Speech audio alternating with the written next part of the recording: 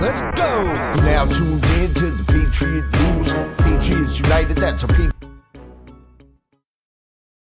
Good evening, ladies and gentlemen. Welcome to Table of Titans. It is Thursday again, and we got lots to cover. Came in with the AI video here, who we're going to talk about here just a little bit, who's been reposted 3 different times from me. Elon Musk, they're saying that's an excellent video to watch out there, and a lot of symbolism and I think a lot of the heartache and the heart positive things that we've seen over our Q community over the last 9-10 years. I don't even want to even think how long it's going to get there, because I'm not doing 10-year deltas. No way. But as we go forward with a lot of this stuff, we see a lot of the symbolism, and we see the truth come out a lot quicker. It's accelerating as we're sitting right here. All you do have to scroll Twitter and dig into the little facts out there. And we seem to be bypassing this mainstream media as we seem to realign our culture back into the moment of truth. So this is good, positive things that we are seeing here as the evolution of the Trump administration moves forward and the Americans start to take their country back. So this is good. We got lots to cover. There's some sleepy people. We got a new hide and seek championship we're going to talk about too. So let's get into the stories. I got Tron and Space Shot with me. Tron, what is going on, sir? Boom time, baby. Let's go. Heavy pulp via an Elon Musk 3 times, dude. And that's all about have faith, be encouraged. The America that you knew from the past is coming back, and it's coming back, like you said, exponential, baby. So always have faith out there. And I love watching the crumbs come post America 250. And not only from Elon was waiting on the sideline, but again, the last couple of months from Homeland Security, from the White House, Department of War, things are heating up. Things are definitely heating up, and the best part is, guys, we are in good hands. This is not for nothing, and whether it's 8-year Delta, 9-year Delta, 10-year Delta, at the end of the day, we're going to love our country. We're going to fight for our country each and every day, and this is why we're still here. This is why we didn't take a break during that not another 4-year election. We want to see how this movie ends, but most importantly, we want our country back. Either way, we're going to make that happen. Hit that thumbs up. Let's boom, baby. It's on. That's an interesting thing coming out from NG God. Before I bring Space Shot in, who was there's a comment here? Who has been within the Q community? If they would have said, "Hey, it'll take 10 years, we will be close to showing all the corruption that's out there. Would you want to wait out, hang it out?" Only 10 years, Mr. Space Shot, sir. How is it going out there, my fellow world patriotos? Yeah, I mean, if they told you it would have took this long, I mean, you would have to understand that it was a very huge undertaking, right? But of course, we want things, everybody wants things right now. Like, we used to have to go to the library. Now we can look down on our phone in 15 seconds and get the answers that we need. We don't have to do all these, unnecessary steps. So everybody wants everything now, but I'm loving what we're seeing right now, and everything's coming back into the fold. Plus, we get another little history of, a lot of old Americana these last many months, or last couple of months, especially with the 250 stuff. It was such a lot of flashbacks. If I did a lot of acid or something like that, I probably would have had some flashbacks from the 80s and stuff, but, didn't go down that route. But very much enjoyed what we've been seeing here, and especially with all the stories that have been coming out recently, fraud, absolutely getting exposed left and right, and then all of our old favorite investigations seem to be coming back into the fold as well. So appreciate you guys all hanging out with us. Can't forget to ever thank the mods helping me, these guys, and many others out there. So greatly appreciate your help, and always a big hat tip to Country and the folks over there at Liberty Based News, formerly the Patriot News Crew, where we all got this show up and running about 8 years ago. So yeah, dude, lots of interesting stuff to go over, sir. So back to you. Yeah, I don't know what I would have thought about, dude. If I'm sitting in a Discord and somebody told me, you're going to have to, it's 2017, you're going to have to wait 8 to 10 years. I don't know what I would have thought of if somebody actually told me the truth right there and then. It was always coming next week, remember? It was always next week, 2 weeks, 2018 will be glorious, and boom, here we are. But again, dude, this is the dig, meme, and pray. We keep on going, baby. Yeah, I just find it ironic. So some of the things we do want to talk about, get into, is some of the stuff that Elon had come out with. He had come out on 7/5. That's when Heavy Pulp had dropped it out there, and then Elon Musk had marked it brilliant out there. Third was the first, though. Third, and then the 5th, and then the 8th, I believe. Oh, okay. Yeah, as long as you get the timeline there. But it just seems interesting why Elon Musk keeps coming back to this particular video again multiple times. So it's just interesting. I mean, thought process, what do you think? What is he trying to tell everybody? Well, I mean, at first, the black pillars will say, oh, he's just trying to showcase Grok's capabilities. And it's like, yeah, I get it, obviously, but this is the richest man. This is Mr. SpaceX. This is the guy essentially who's going to take. What do you mean it's not Grok? Grok didn't make this. Yeah, they did. What are you talking about? I went and looked at it. It was two different, as far as I knew, it was two different editors that did this video. Oh, well, I together. thought it was all Grok imagery that he edited together, but nonetheless, this is, you know, you got to think about it, dude. This is just, I mean, remove all the Q stuff from it. It's absolutely amazing. This is the America we once knew, the America that we want back. But again, you throw in the Q drops that are in there alongside of the red folder, which is potentially PEA's Presidential Emergency Action Deal. And we saw that folder several times, not only in Boss's hands, but other times. And maybe there's some truth to this. I mean, we don't exactly know who Heavy Pulp is. He's been dropping these for the past few weeks, but finally Elon grabs the complete one. And not only to drop it once, but he drops it 3 times with no words except for that other one right there on the 5th. He writes brilliant. And we're going to expect a lot more of this. So maybe we're going to see DJT sort of grab some of this stuff maybe in the next few weeks. He did drop a John G. Trump on the 5th directly after this, which is fascinating in that regard. And we're also looking at, you know, potential new technology. But again, you know, for me, for I think a lot of us listening, we want our elections fixed, number one. Whatever Boss put out with the SAVE Act and the filibuster, we need all that done first before we can go to Mars, before we can talk about the reptilians in the Nordics and the time travel. There has to be a system, right? There has to be a system of release here, or maybe we just all do it at once.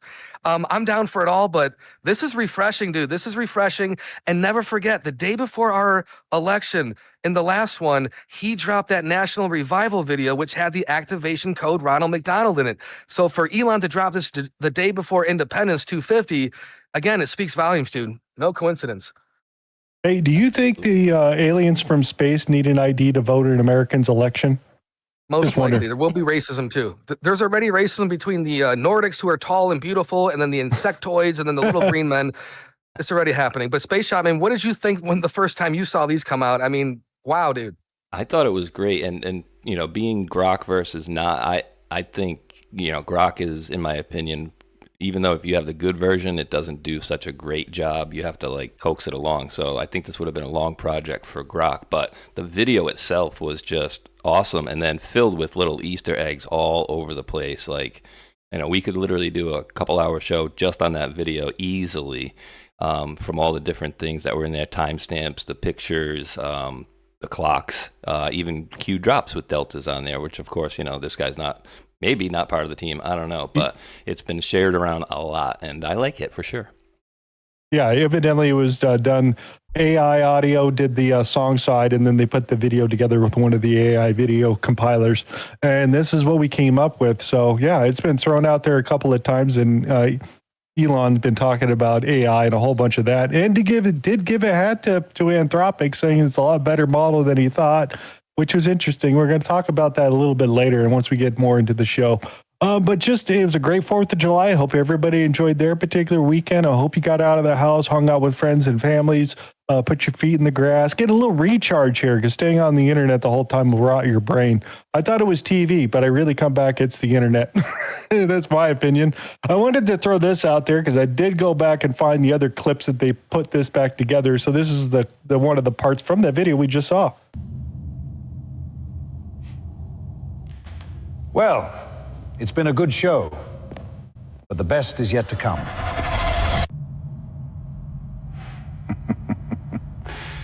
Well, enjoy the show.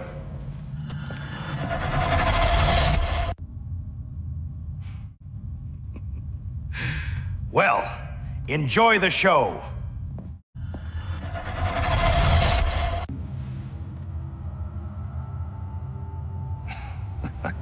Well, enjoy the show.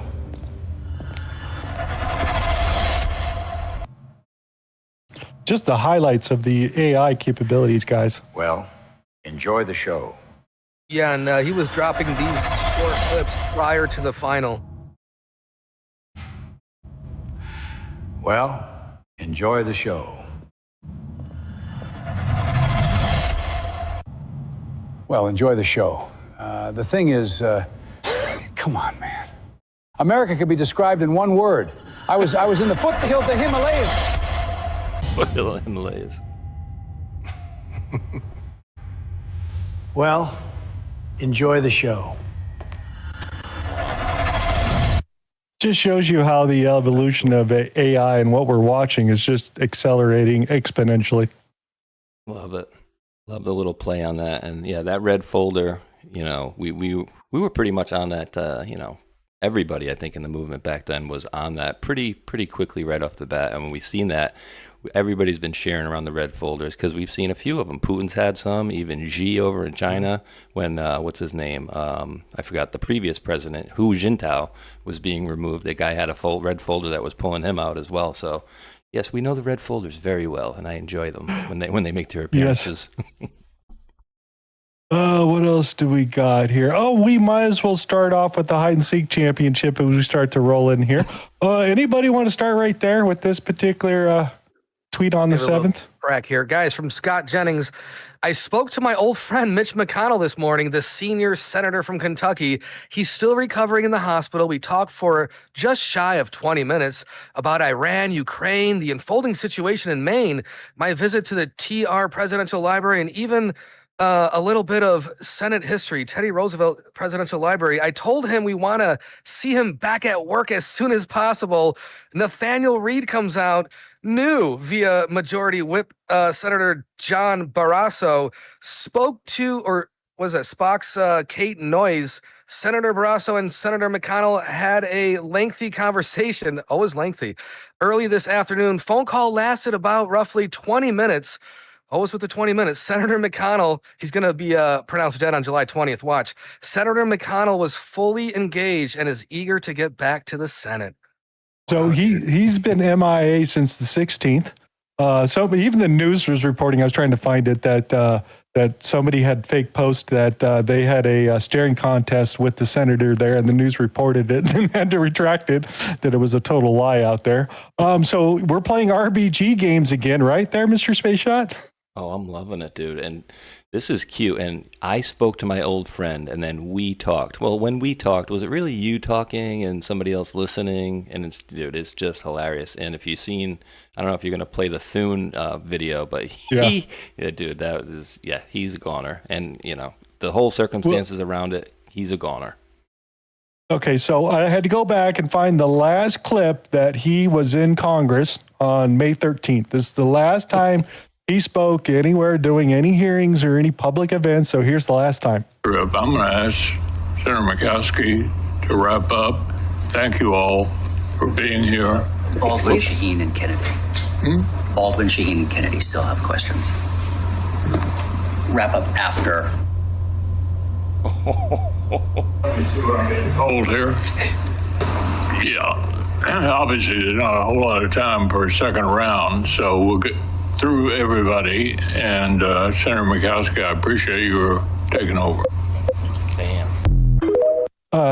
Also note that he was found unconscious in the floor of his house on the 16th and then taken to the hospital. And then a couple of days later, his wife had to go on a little vacation to China. We'll get into that, but yeah. Yeah, that's nothing says a great marriage like oh, my husband's in the hospital, got to go to China. See you guys later. Like, huh? And again, that's for me is you don't do that unless he's already dead, right? Like you'd be by his side until he was recovering or he passes away. So that's an indicator for me, is among other things as well. I heard he got diagnosed with rigor mortis. So here, I ran by this. We're going to throw some funnies in here because we're going to keep it fun because they're playing games in Congress. We might as well play funnies. Breaking news tonight, Senator Mitch McConnell is dead. Or is he? As rumors continue to circulate regarding his current condition, McConnell's staff reassured the public that even if he were dead, that would not be enough to prevent him from finishing out his term. The longtime Kentucky senator was hospitalized after being found unresponsive in his D.C. home. Despite concerns over his well-being, his staff insists he remains more than fit to serve the remainder of his term, even if eventually confirmed dead. A tiny little dweeb who plays Dungeons & Dragons, also known as a McConnell staffer, addressed the situation. No one would even know the difference. Whether he's alive or not, the next several months would be just the same. We can assure the American people that even if Senator McConnell should be confirmed dead in the next coming weeks, they can expect the same level of focus and attention that he's always had and has exhibited for the last several years. Republicans expressed similar confidence. He's always steady and consistent. Alive, dead, it's all the same to us. Honestly, I thought he'd been dead since 2022. Have you seen him? When asked for comment, McConnell's office responded with silence, consistent with his recent public appearances. Coming up next, GOP senators reassured the public once again that they spoke with Mitch McConnell just this morning, and they released this photo to prove it. Oh, yes, we do have to make fun of it out there. So Thune over there is definitely throwing some cover for his buddy Mitch over there. Make sure he doesn't end up on the wrong side of the news out there. But yeah, they're playing Weekend at Bernie's like they have been for the last couple of years. And I agree with that comment 100%. Weekend at Mitch's. Here, we might as well just do one more AI. You ready?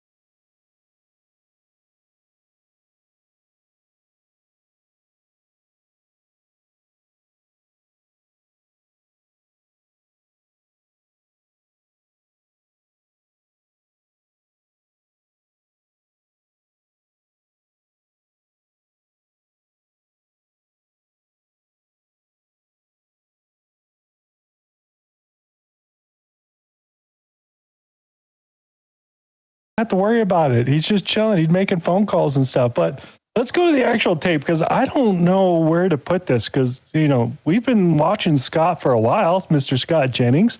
He's always been the outsider going against The View or the rest of the crazy liberals over there and the CNN stuff. And he picked up this line and towed it. Comments really quick before I play this one? This is real. Now, this is all going to lead to what do you call it? Term limits, guys. Term limits. How many out there in our congressionals don't have a clue what's going on? And again, drug testing, alcohol, and cognitive tests are necessary. And cut those limits down, dude. Exactly. Here we go. Do you think he'd be willing to call into the show? Could we get him on the phone now? You know, I wasn't really expecting him to call this morning, to be honest. So when the phone rang and I was able to talk to him, I was frankly pretty grateful. I mean, as I said, I've known him since I was a teenager. If it hadn't been for Mitch McConnell and the McConnell Center at the University of Louisville, you know, I would never have been able to go to college. He's known him since 17, just in case you wondered. He's been my mentor and he changed the trajectory of my life. So, you know, when things happen to him and happen to people in your life that you really care about, you know, you just sort of naturally feel extremely worried. So when I heard his voice today and he was clearly keeping up with stuff, that made me happy to hear from him because like everybody else, I've been, you know, somewhat in the dark about it. But to hear him talking and to know that he's also talking to the Senate leadership, it made me pretty happy. The MAGA media ecosphere, shall we say, has been driving a lot of the questions about where Mitch McConnell has been and what has happened to him. You, of course, are in tune with that in the role you have on your radio show. Do you think they should put out a picture of Mitch McConnell, that he should release more to the public to quiet this noise? Yeah, I think Al had a good point about McConnell's general disposition towards privacy. I sometimes wonder, like, if I were laying in a hospital bed, would I want a bunch of people around photographing me? Probably not, particularly if I were an 84-year-old person who's normally private about his health. Probably not. But I take the criticism. I think it's a fair question about transparency. I think it's a fair question about whether they've done enough. But ultimately, these office holders, they're in charge of their own operations, and it may be somebody around him says, let's put out a picture, and he doesn't want to do it. I think that's a fair observation from Al. But all I can tell you today is all the rumors about him being dead or brain dead or his body's being hidden somewhere. I've seen all kinds of crazy things on the internet. That's obviously not true because he picked up the phone and called me, and that was a good thing. Well, let him know. Our phone lines are open here at the arena. Should he Long-time listener, should he first-time wish caller. to call in, as someone who covered many of his Senate campaigns, not as many, of course, as Al Cross, but a couple. Al. We can't even get a crappy AI video out of these guys to see if Mitch McConnell's That's actually probably alive. who called Jennings was an AI Mitch. That's why he couldn't believe it either. And the fact that he has to, the internet conspiracy theories, dude, right there tells us something's off. So, yeah, man, on ice, baby, on ice. Yeah, because this is the first time we've seen him react to these types of topics this way, because normally he's fighting it on the other side, being the good guy, right, Space Shot? And then he's playing cover here? 17, you said? He knew him since 17? And yes. And dude, I've already been thinking that Scott Jennings was either central casting or he's a plant for the good guys to be over there because he's one of all, that other nerdy guy that does the stats, shows pro-Trump statistics. But he's the only one that's on there that I've seen that's calling out the BS and calling it for what it is. So I think Mr. Jennings is central casting, and I think he's running cover for a dead man. Just my opinion. It just makes me more happier that I don't pay for cable anymore. Just saying. I was thinking about that earlier. Okay, so one more over here on this side, because a little breakdown what was happening with the alien husband. Yeah, let's get into those distress calls that were made to 911 that you've done great journalism to get before the public. Is it clear from those who was with the senator at the time he went unconscious? And talk to us about the timeline of when his wife departed. We know now she's apparently returned. Yes. Okay. So based upon what I've heard, again, I've been trying to verify it. It's difficult to tell, but I believe Capitol Police may have, his own security detail may have found him. He was found approximately, I believe, around 8:30 a.m. The dispatcher, I believe it was 8:36 a.m. when they are reporting that he is in cardiac arrest. So it's approximately around 8:30 a.m. Someone calls, most likely Capitol Police security detail, as they find him. He's found unconscious. That's the first EMS dispatch. And then once the paramedics arrive, they find him needing CPR and in cardiac arrest. And so that's on June 14th. This is the interesting thing. So Elaine Chao, Mitch McConnell's wife, she had this pre-planned trip to China. She went to a Shanghai university, the university that her father attended or was enrolled in back in the 1940s. So she's scheduled there on June 12th. June 14th, Senator McConnell has this cardiac event. And then you would presume if your husband had such a event, you would fly immediately back to the United States. I would hope my wife would. I would fly back to my husband's bedside. But instead, 3 days later, she takes a meeting with the vice president of China. Meanwhile, none of us that week knew what happened to him. I had asked everyone around Capitol Hill, the senators, have you heard anything? And so the other really oddity of this is Leader Thune on the 15th, the day after this cardiac event that was reported through the dispatch audio, says he's had a conversation with Senator Mitch McConnell. And so that's where it gets a little odd. And we're trying to all piece this together because the statements coming from his office, his staffers, from Thune, from others are not aligning with everything we've seen, listened to in the EMS dispatch audio, and also seen over the past 3 weeks. If he has been conscious and capable of talking, why has he not issued a statement until his wife returned 2 days ago? And now we get all these statements. So first thing, they're not sure who found them. They said Capitol Police. Senate's normally going to have bodyguards, normally signed from the sergeant at arms to keep them safe. So they're going to be those types of people that are going to be with them 24 hours a day, plus the aides and all that. So, it's a work day. He's supposed to be at work, and it's 8:30 in the morning. Where's the hell is Mitch? He's not in his office. Would somebody go check out his house? So he'd probably been there for a long time, hopefully not since the night before, but sometime in the morning that he might have fell or had issues and all that, and nobody found him until the Capitol Police get in there, because they did say Elaine Chao did leave the United States 2 days before the event. Yeah, nothing suspect about any of this, dude. I mean, everything just screams that the dude's a goner. And I did put, if you wanted to show for the folks, the old whoopsie daisy that Fox News made. How long ago was that before she was actually pronounced dead? It was close to a year, wasn't it? Oh, the RBG? Yeah, that was done in like a January something before the announcement. I don't remember when the announcement was, but I remember it was in the beginning of the year. You'd be like, whoa, it was like after New Year's or something. Fox News messed up, put on that screenshot of her dying with the green earrings on. Yeah, there it is. Gold bond. Yeah. Whoops. There it is. 1933 to 2019, dude. Yeah. Oopsie. Oopsie daisy. Now you know why Mitch isn't ready. Now you know why Mitch isn't on the internet. They're scared. Oh God, that's going to be interesting how they're going to handle that one. Great when she died. Though. Yeah, but Mitch McConnell, dude. Well, the other thing I'll just mention about the RBG stuff is remember we were looking at all the stuff of her walking around inside the airports and stuff like that. Yeah. Is she on wheels? Who wears that jacket? Just wanted to throw that out there. Was hospitalized on the 14th. 3 days later, Elaine Chao was Beijing meeting with China's vice president. So she is there. They do show her there. She also had a picture also on the 12th to the 14th that she's, obviously meeting with other people in China and whatnot.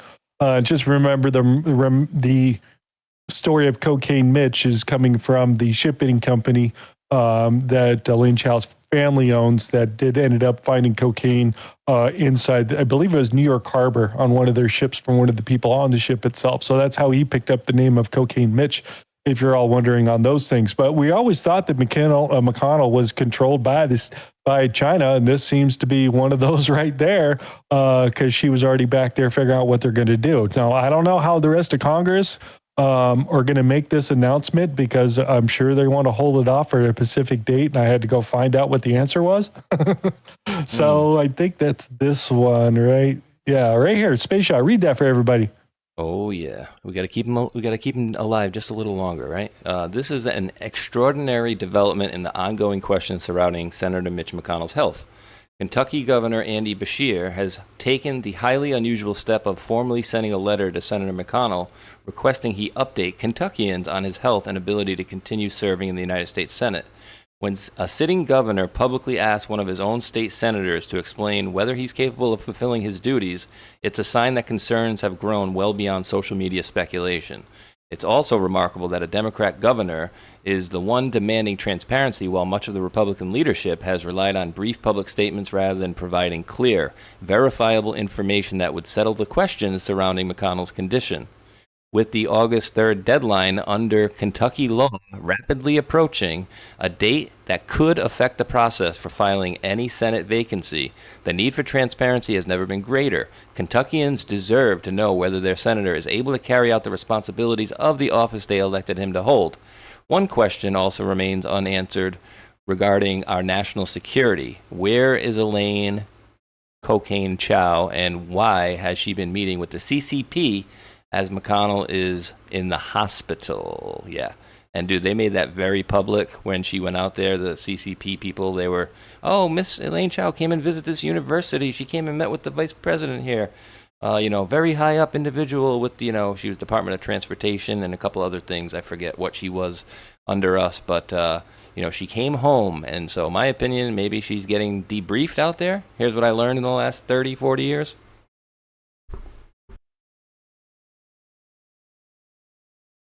Uh-oh, nobody's talking. Is my internet going out? Nope, that was me. No, you're good. But I mean, I don't think she was getting debriefed or anything, but there was some talk about the direction that she's going to go and issues with the husband, and they're not going to have control over the Senate any longer. because the August 3rd deadline was to be naming the temporary replacement, which would be a Republican. But remember, it's a Democratic governor over there in Kentucky. So they're going to have some issues over there because I don't think they're going to get the one they want to get picked to hold the position down. So we'll find out if they're going to sell that Senate seat, just like they did Barack Obama. And we'll find out later how that's been in the news too. Yeah, that's going to come back. Interesting. He has been talking about that situation again, and there's some interesting stuff we'll share on Saturday for that. I just thought it was interesting that he's still out there doing that. They do have somebody watching the house out here, so they just to throw this out. Elaine Chow? No. Oh, are you family by any chance? We've been trying to get an update on the senator. I have no idea. Oh, okay. I'm only watching the house, make sure everything's fine there. Okay. Do you know where the wife is, the owner of the house? No. Okay. They just give me a key, check the house. That's it. I check the Okay. Do they give you any other instructions or not really? Nope, didn't give many other instructions, but there's like a team of people freaking just waiting to jump out of a bush and ask somebody questions coming out of the house. And they found this guy. So yeah, that's the guy that he should have been like, no inglés, la casa está no mi. And that's it. But he just gave too much information. Dude. Yeah, they told us not to answer any questions to the media. That's what they told us for instructions. Beat it, lady. Basically. They did ask Trump about his health or about the Senator McConnell's health. And how long is the video there, John? 17. Yeah, I don't know why. They're a little bit out of control, but they want to make a deal. Badly. So, at the beginning... Have you spoken to Senator Mitch McConnell since you're talking? No, I haven't. How's he doing? I have no idea. I have no idea how he's doing. At the beginning of... He has absolutely no idea how he's doing. I think it is playing kabuki theater with Mr. Mitch McConnell there. They still have the SAVE Act, and they're trying to get that passed through Congress out there, which they're trying to attach it to different bills, see if they get it passed. Thune seems to want to rewrite the bill, his own SAVE Act, and kind of hide it in its own little bill so that it can die on a desk somewhere and nothing's ever going to happen with it, so that they continue on with Senate business as usual. But we did get a Speaker of the House did say over in Congress that they were going to nail the two together, and there's no way that you're going to be able to peel this thing apart, and we're sending it to you okayed. So we'll see what the Senate wants to do. Ball is in their court here at this point. So that's the next step. We'll see what happens. And then, of course, they'll still have to run the vote out there, and we had to do one more little funny.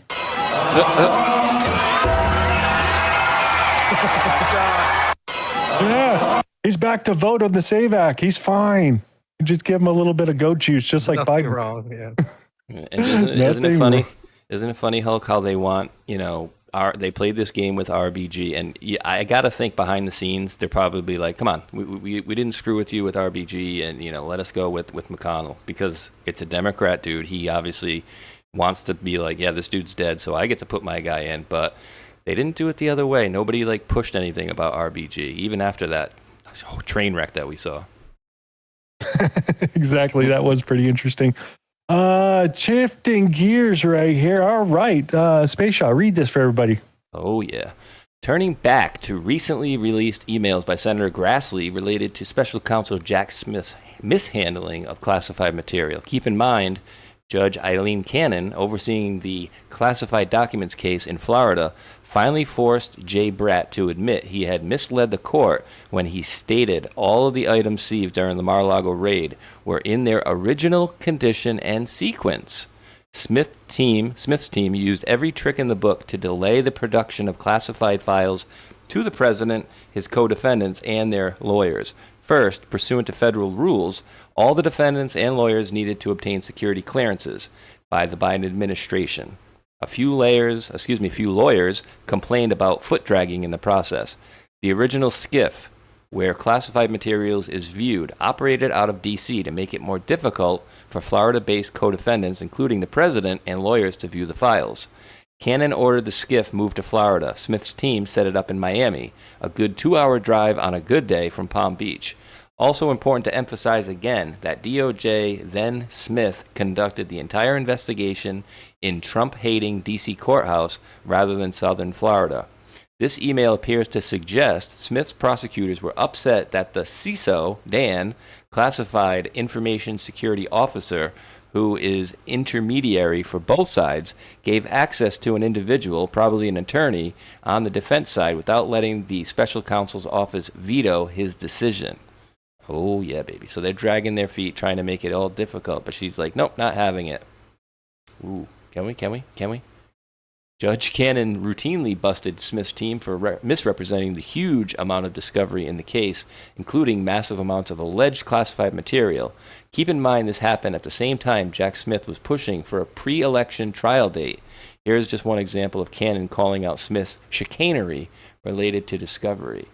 It says, these evolving and unforeseen circumstances require a reevaluation of the initial period for defense discovery review as contemplated initially in the court's 23 order, and they make plain to the court what due process requires. Defendants need more time to review the discovery in this case. This order aims to afford that opportunity in a reasonable fashion, balanced against the public's right to a speedy trial. So yeah, many games, dude. They keep playing these stupid games. But you see what on the first post there. Oh yes, everything they got was in original condition. Well, we learned that they ended up putting those folders on there, right, and like lined them up to make them look even worse than. They brought those with them. Yeah, to make it look like it was bad. So they actually added that stuff to it and made a whole little photo shoot out of it. Yeah, it doesn't look good for them. So that's one side of that story over there. Here's another one to get into. Oh, did I get the other side of this? Yes, I did. Yeah, you want to start up at the top? Actually, we want to do, where did it come from? This one. You want to start here first? Get you. Okay. The whole, quote, Russia hoax was sold to Americans as a story about Trump using his, quote, foreign ties in order to steal an election. But according to new reporting from Joseph DeGeneva, his investigation is uncovering something drastically different. Turns out the people screaming about, quote, collusion may have been standing next to real foreign influence operation all along. Oh, yes. So what happened recently is obviously a hurricane came out of the UK over there for the London office with, what's her name? The ex-CIA head. What's her name? The girl? Yeah, Haspel's over there. So DeGeneva's coming to the conclusion that he's also got a Ukraine side and also the hot crossfire hurricane set up in different buckets that they're basically going after over here. So I'm assuming over here this is going to be Captain Rogers going after the hurricane stuff in the very beginning of some of these things that were coming in here. And this guy went out and pulled the email right here.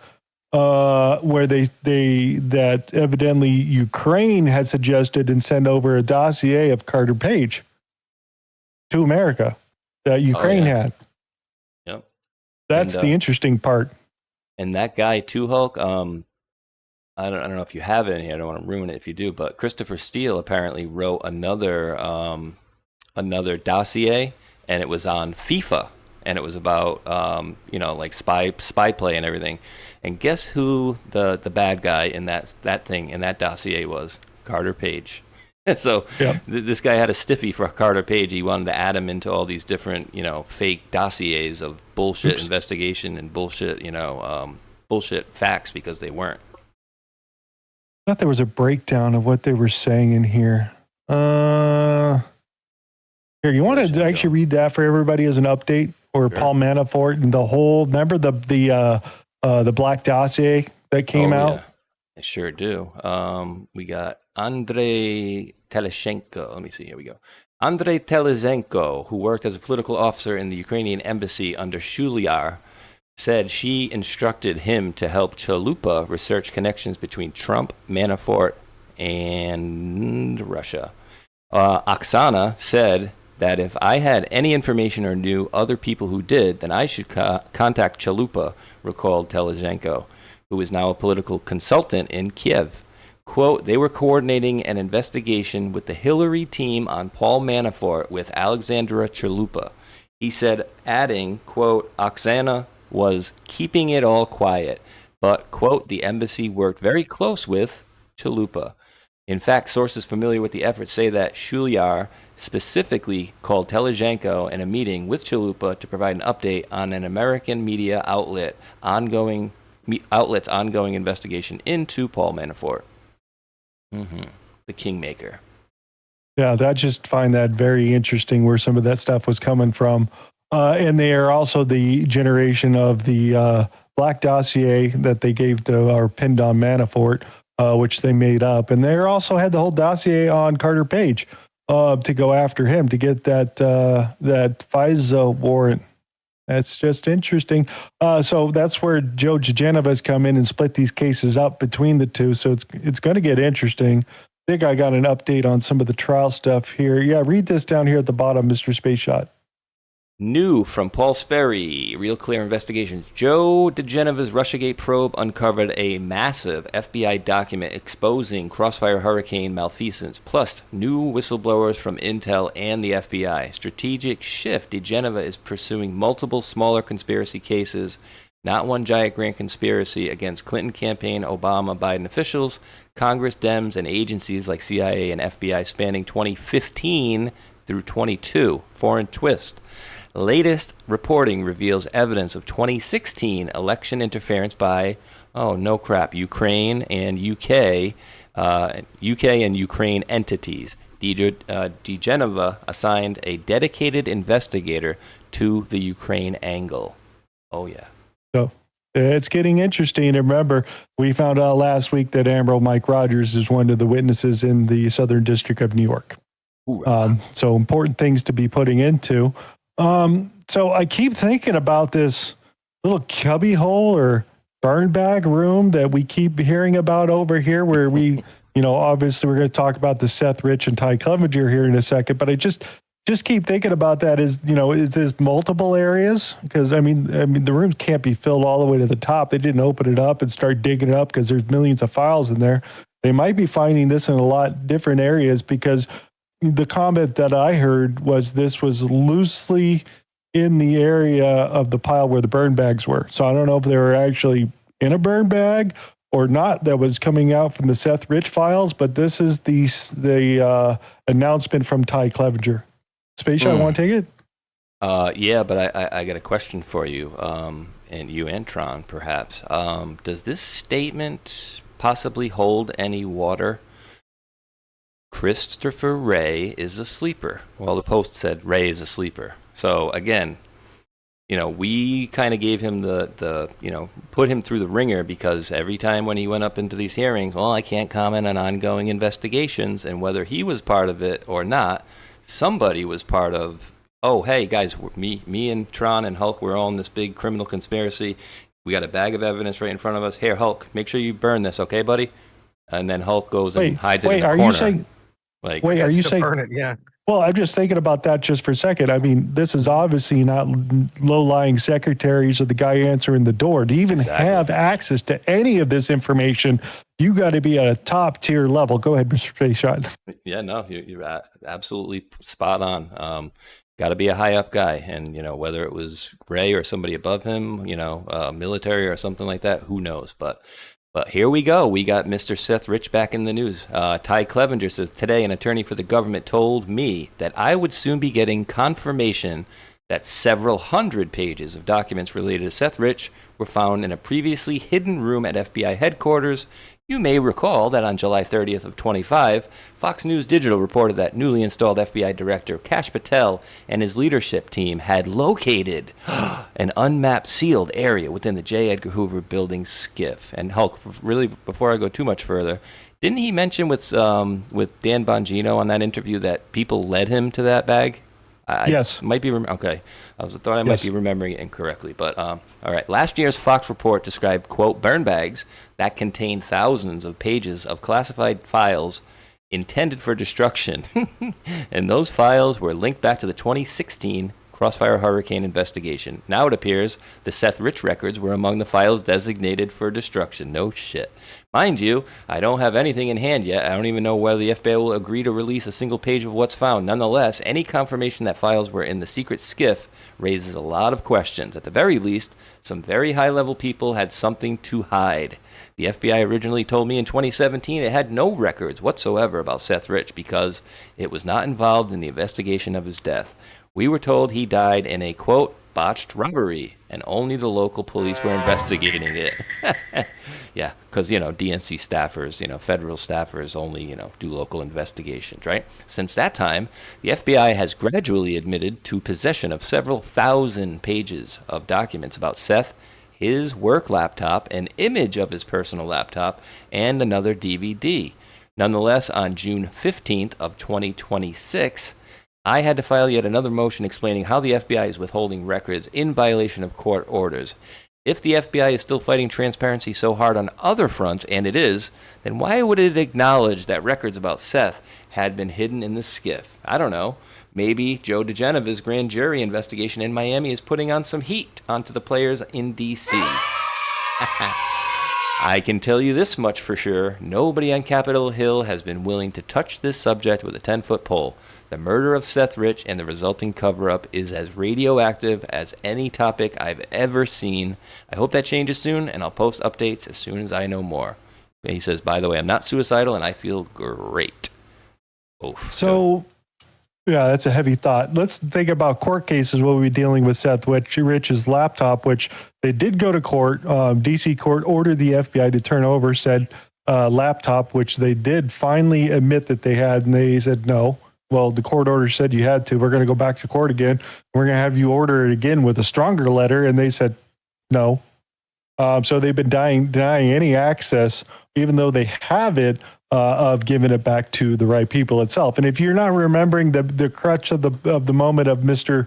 Seth Rich over here, who was a Bernie bro working over on a mail server and started seeing the emails come across that they were going to throw the election for Hillary and then kick Bernie out, who got a nice house and all that. I'm not saying he got a bad side of the deal, but that's basically what had happened. And then we have the end of that particular story where he ended up dead, and WikiLeaks ended up with all the emails. Dude. And yeah, dude, I'm going to pull that. I don't know if you had decided to pull it, but it just popped into my head.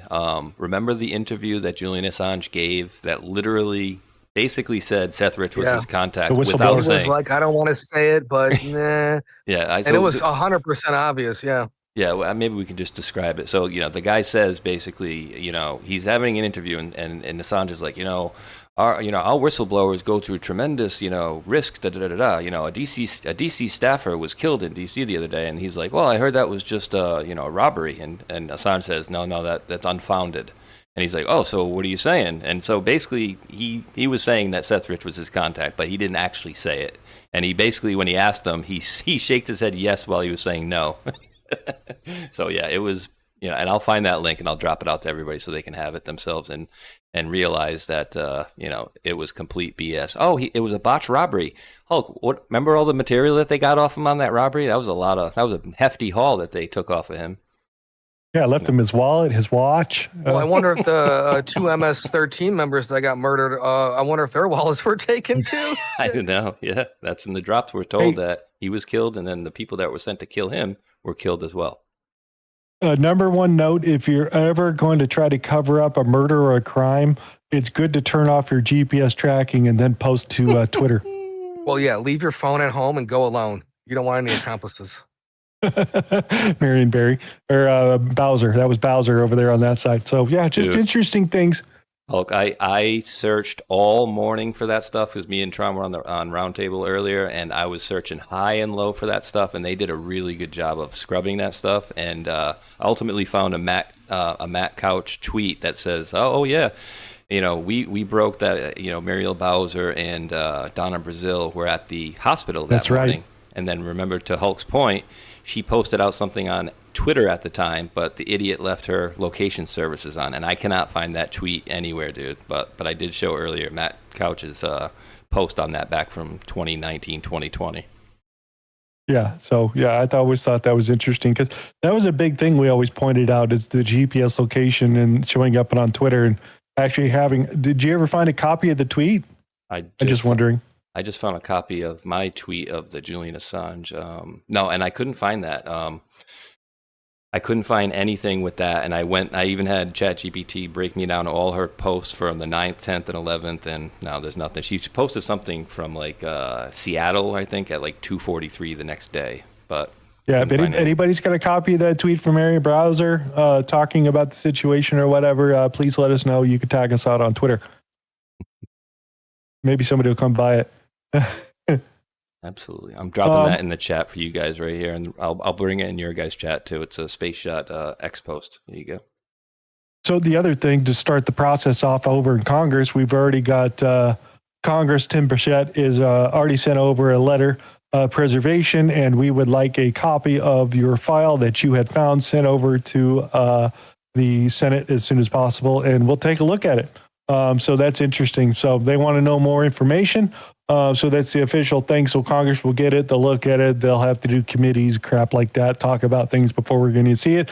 So 3 to 6 months, we'll see what happens. But that's basically where we're sitting right now because they're not going to charge anybody. I'm going over to his side now. Yep. The other thing I wanted to stop by, and I don't know. Oh, here's your little clip right here. Is this the clip you're talking about? Yeah, we might as well go here. That's absolutely it. Yeah, it's perfect. Yeah.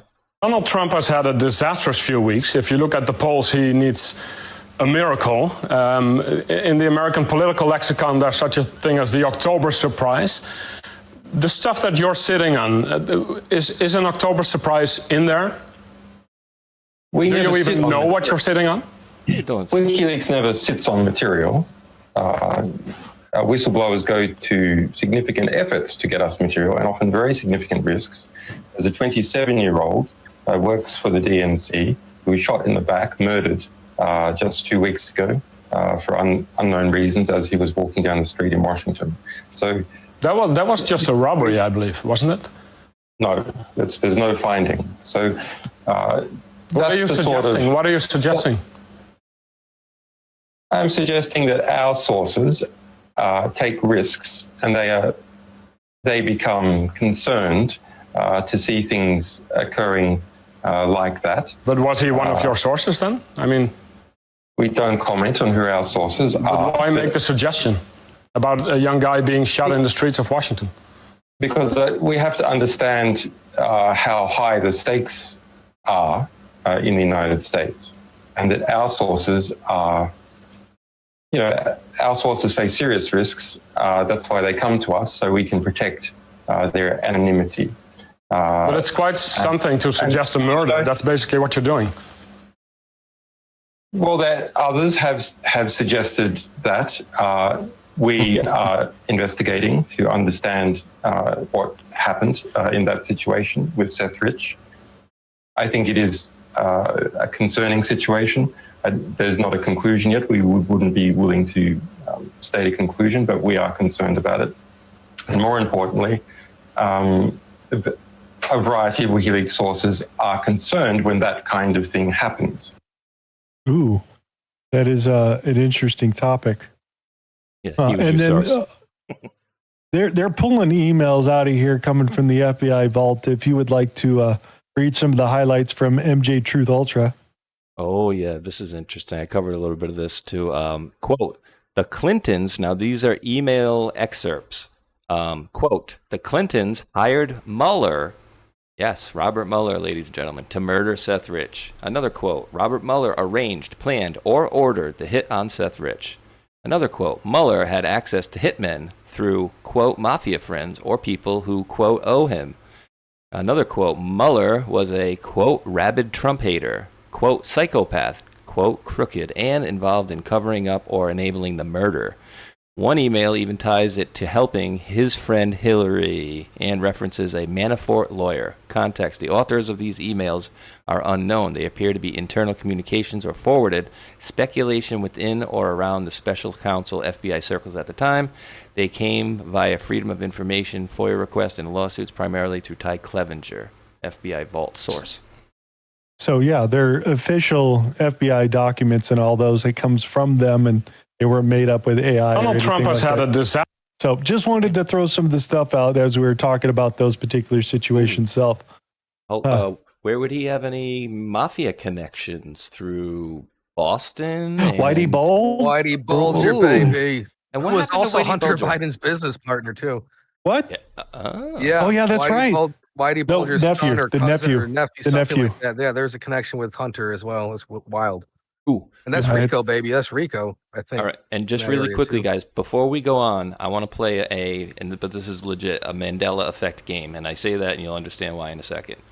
How do you guys remember Whitey Bulger, the whole situation, him being found, like how long ago was he found and when was he transferred and killed? Because I remember it a certain way and I don't remember it the correct way. Apparently, I'll tell you my way. I remember I thought that they had found him in like California, and then I thought they were shipping him back to, and like almost immediately they were shipping him back to come to the East Coast. But if you go back in the memory, they had him for a few years. But I'm like, I don't remember that. I remember he was in hiding, and then they found him, and I thought it was pretty recent to when they found him that they were shipping him across country, where he went to a Virginia or West Virginia prison, and I think he got killed on intake. But I don't remember the circumstances around it. I could have sworn they found him and then, within a week or two moved him. But apparently it was years, is how the real story is laid out right now. And where was he found dead? It was either Virginia or West Virginia prison. Yep. Right. Yep. Right after transport. Yep. He'd just gotten there. Yeah. Supposedly he probably had some sort of immunity deal. Was living out in California for a very, very, very long time.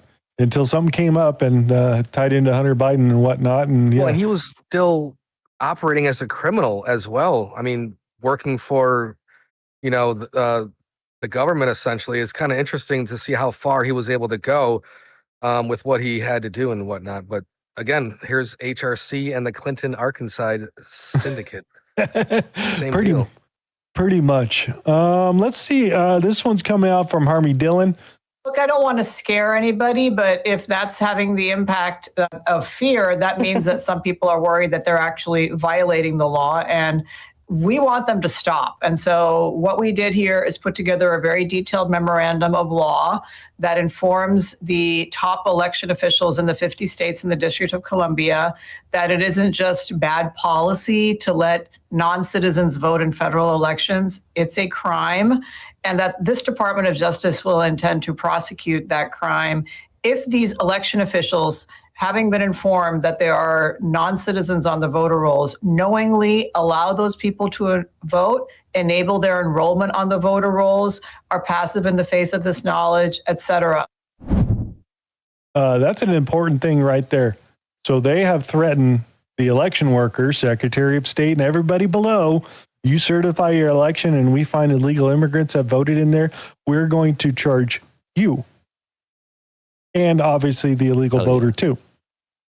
Hell yeah. And she's 100% spot on, right? If you go, oh, Hulk, you're a murderer. Hulk's like, I'm not a murderer. And that's it. And then, Hulk, you're a murderer. I'm not a murderer. I'd never murder anybody. I swear, I never would have done that. It's like, he's starting to kind of go on there. But people that are acting very, very guilty. And I would say one of those videos was Mr. Newsom last week. Oh, my God, dude. Ooh, we'll talk about him a little bit later. Yep, it was a good one. We're going to get there. So she came out and said that. And then we've got a retry. Seems like we're going to do a redo here very shortly.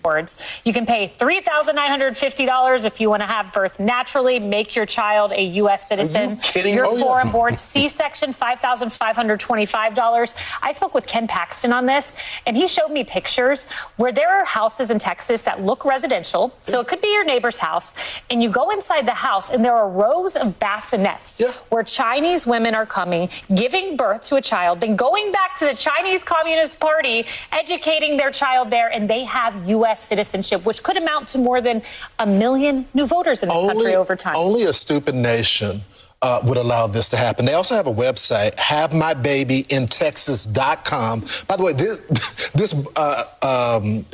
big border advertisement right there is miles away from the border. So their audience are people that are crossing back and forth. And by the way, if you think it's just Mexicans, no, that's just a checkpoint right there. People are traveling from all across the world to come to Mexico to go pregnant. They could have their baby here in the state of Texas. And, as a result of that, their kids are going to be American citizens.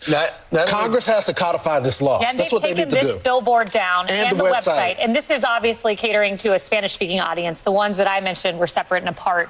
And Abbott is prosecuting those, and those are Chinese birth tourism. I think we need the federal government to go over social media sites, not just billboards. Billboards are easy to spot, obviously, by their definition. But what about what other advertisements are in other countries, giving them a pathway? We saw that with Come to America. It's never been easier during the Biden years. Now it's Come to America. I didn't know they even existed. I'm stunned by that. Oh, yeah. Stunned by that. As if like we need to make $5,000 by giving birth here and then giving you citizenships to boot. Brian, they have pictures of pools that these women can lounge by. You can buy like elite luxury birth tourism packages. It is crazy. And then Tommy Pigott at the State Department was telling me that they caught fraudulent documents coming from South Africa, North Africa. There have been more than 400 cases out of Europe in just 1 year alone. It is worldwide. And do you think the founders, or the framers, I should say, of the 14th Amendment really intended for 2 billion women in the world to have access to have a baby on our soil and boom, you're a citizen? Do you think Democrats would be against this? Yeah, depending on who they're voting for on that particular question itself. But we have up to 45 days to petition the Supreme Court that has already gone out and says, hey, we want a redo on this last hearing that you guys had about this birthright citizenship. And some people are starting to say that it could be, or wait, I had to go back into these stories here. So Mission Hospitals is denying the billboard was in Mexico. Somebody found it on Google Maps on the location where it is in Google Maps itself. And this person, they said they did a story on this like over a month or so ago about where this billboard was being placed on the other side on Mexico for an ad for a hospital in Texas. So you think about that, $3,000 to $6,000 to come in and have a kid, the C-section or not, depending which way you want to go. When in the average American here, woman's going to have to pay $25,000 for the same thing. And then you get to be a citizen too? It comes with it. Or you get to be a voter or a spy. You could be a spy, a Chinese spy in the future. But man, it doesn't matter what party you're on. This has to piss off every tax-paying American. I mean, that's why it costs 20, 25 grand. That's why we can't have more babies than we can afford, Charlie Kirk, because our money, our investments, everything that we put into the system is being usurped by these illegals. So they don't really need billboards. They've been doing this for a while. They kind of know how the system works.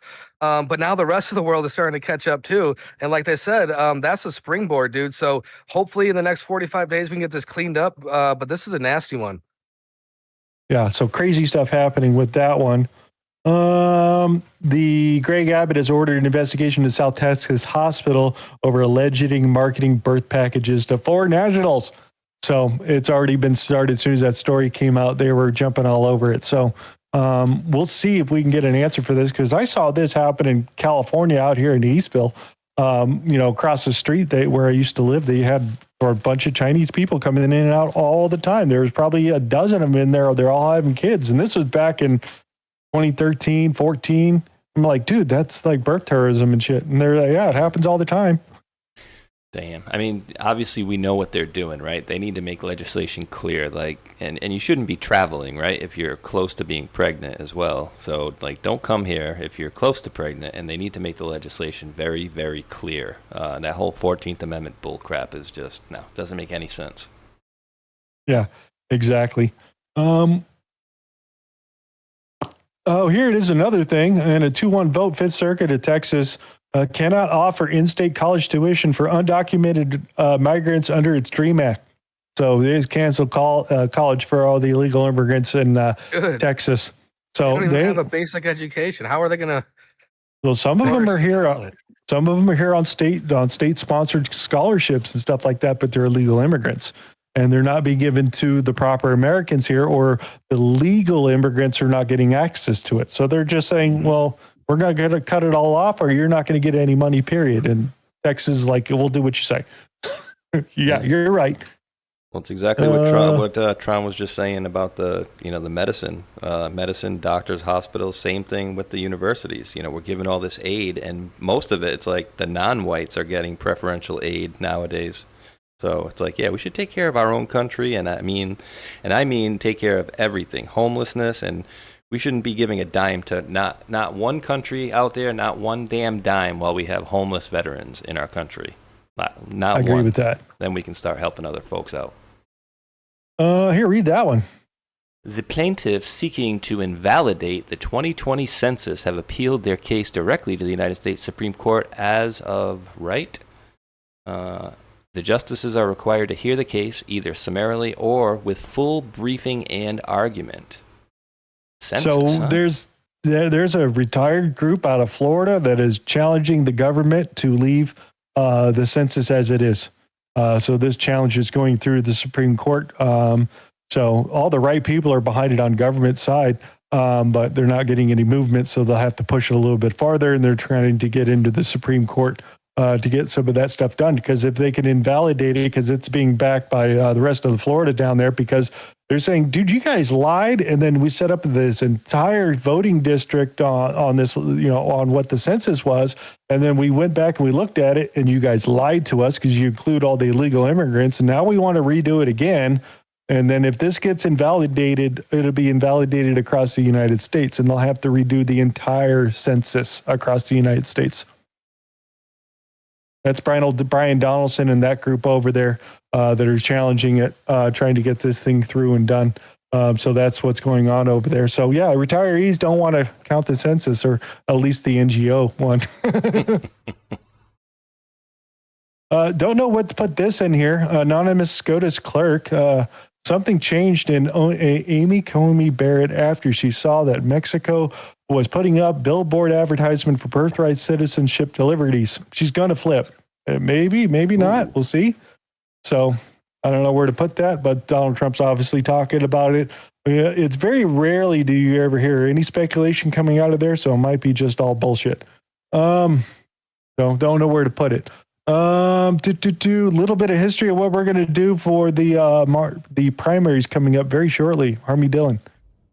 In 2026, in this upcoming primary season, the United States Department of Justice Civil Rights Division, as it has done for decades, is this year sending election monitors into 15 different jurisdictions in 6 states. And those states are Arizona, Michigan, Massachusetts, Minnesota, New Hampshire, and Virginia. And we're sending the monitors into cities and counties where there may have been some problems in the recent elections. And so this is something that DOJ does routinely. So for example, in 2022, in the primary season, there were 9 jurisdictions in which the prior administration sent election monitors during the primaries. In 2024, similarly, there were, in that election, 27 different jurisdictions monitored by the Department of Justice Civil Rights Division. So this year, we're kind of in the middle of that with our 15. And what we hope to do here is increase voter confidence, make sure there are no language barriers or access to voting for Americans with disabilities, or sort of failure to make sure that the polling places are open correctly for the amount of time necessary, and that everyone has appropriate access to vote who should be allowed to vote. So this is an important goal that increases voter confidence. And it's also important to make sure that our voting is accurate so that every citizen who votes has their vote counted equally without being canceled out by somebody who shouldn't be voting. Enough of the fluff out there on that side. Michigan, isn't that? No, that's Minnesota. I'm thinking that's for the my pillow guy. Michigan is who? Is the governor who? Anybody know off the top of the head? Tron, who's your governor? No, it's not. Well, Michigan? not there, but I don't know. That's I don't know about Michigan. Is it Whitmer still? What's her name? Yeah. It is Whitmer. That's right. Yep. I was just trying to put that together if she was up for an election or if they're going to election change. I don't know off the top of my head. That would be an interesting thing to know what primaries are happening and if any of them's governor. Huh. Interesting. Not sending them to California. I didn't hear that. Did she mention California? Well, we don't have a primary. Ours are not until November. Okay. That's right. It's just primary. Yeah. So we'll see who's going to be on their last little ticket over here. So that was, we're not saying it, dirty rules aren't a theory, but the documentation is rigged. Now DOJ is putting on the state on a notice 5 days to show you're complying with federal law. because they're sticking to what the Supreme Court had said, that you can take up to 5 days to bring in mail-in votes as long as they're post-dated the day of or before the election itself. Anything after that will be thrown in the trash itself. So they're telling them, pushing them for the 5 day. So we'll see what's going to happen with those things at the end of summer. Those ones are still coming.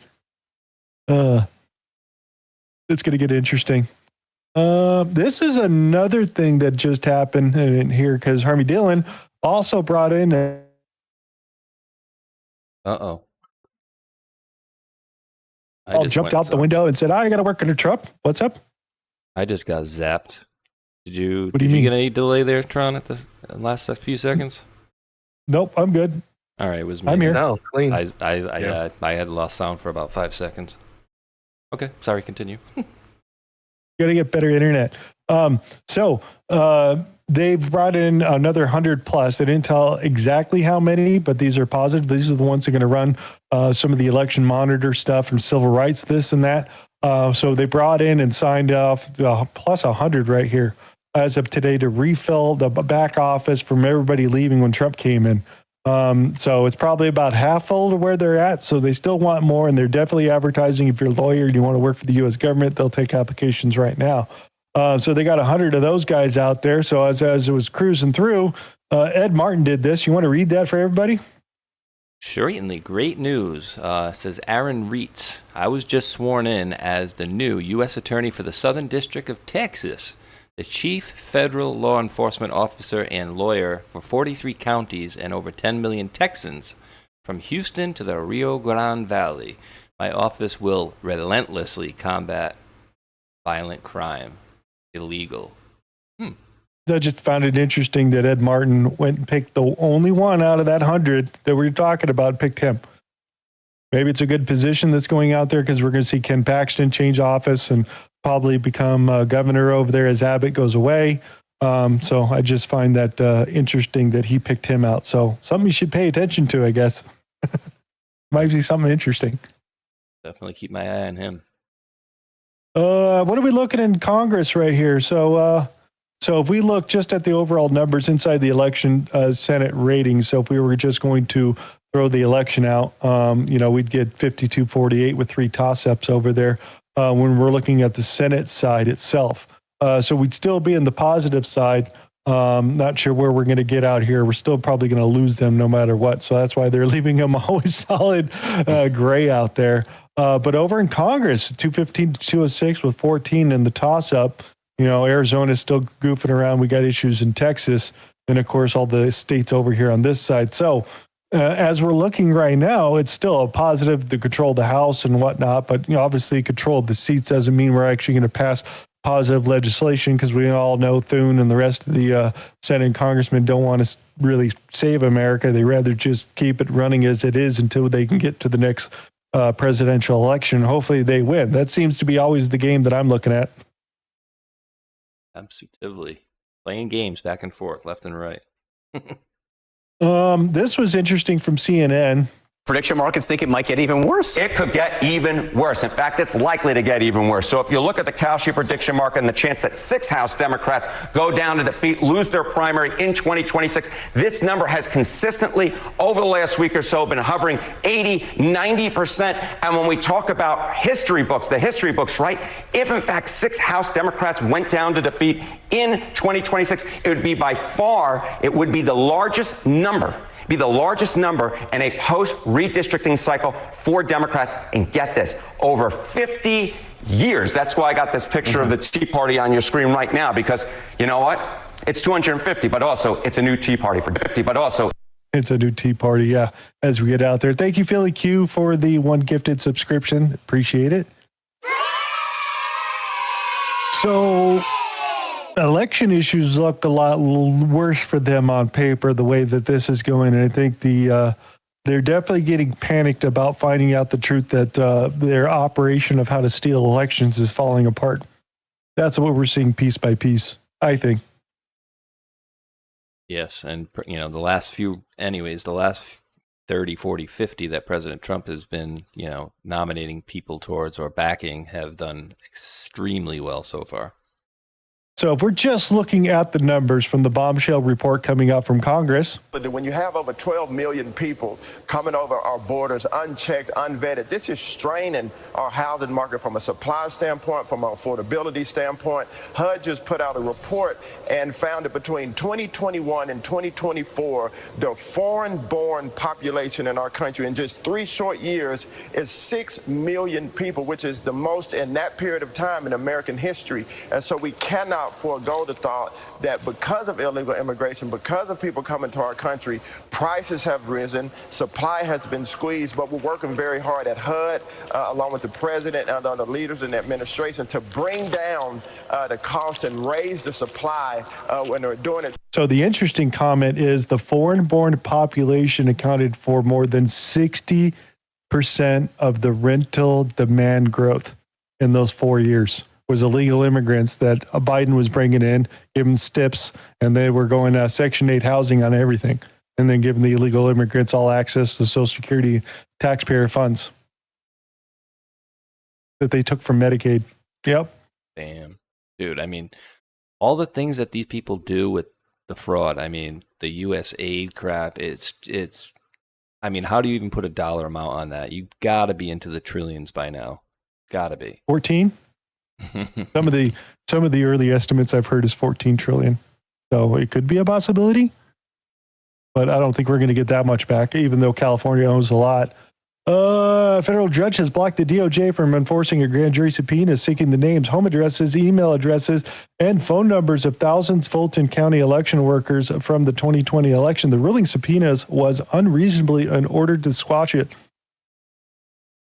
Yeah, we know there's fraud there, but you can't look at any of it, and we're not going to allow you to have access at it.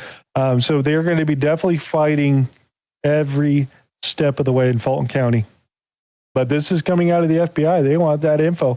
They want to start asking questions. So yeah, they're scared. Goodness, and I'm loving it.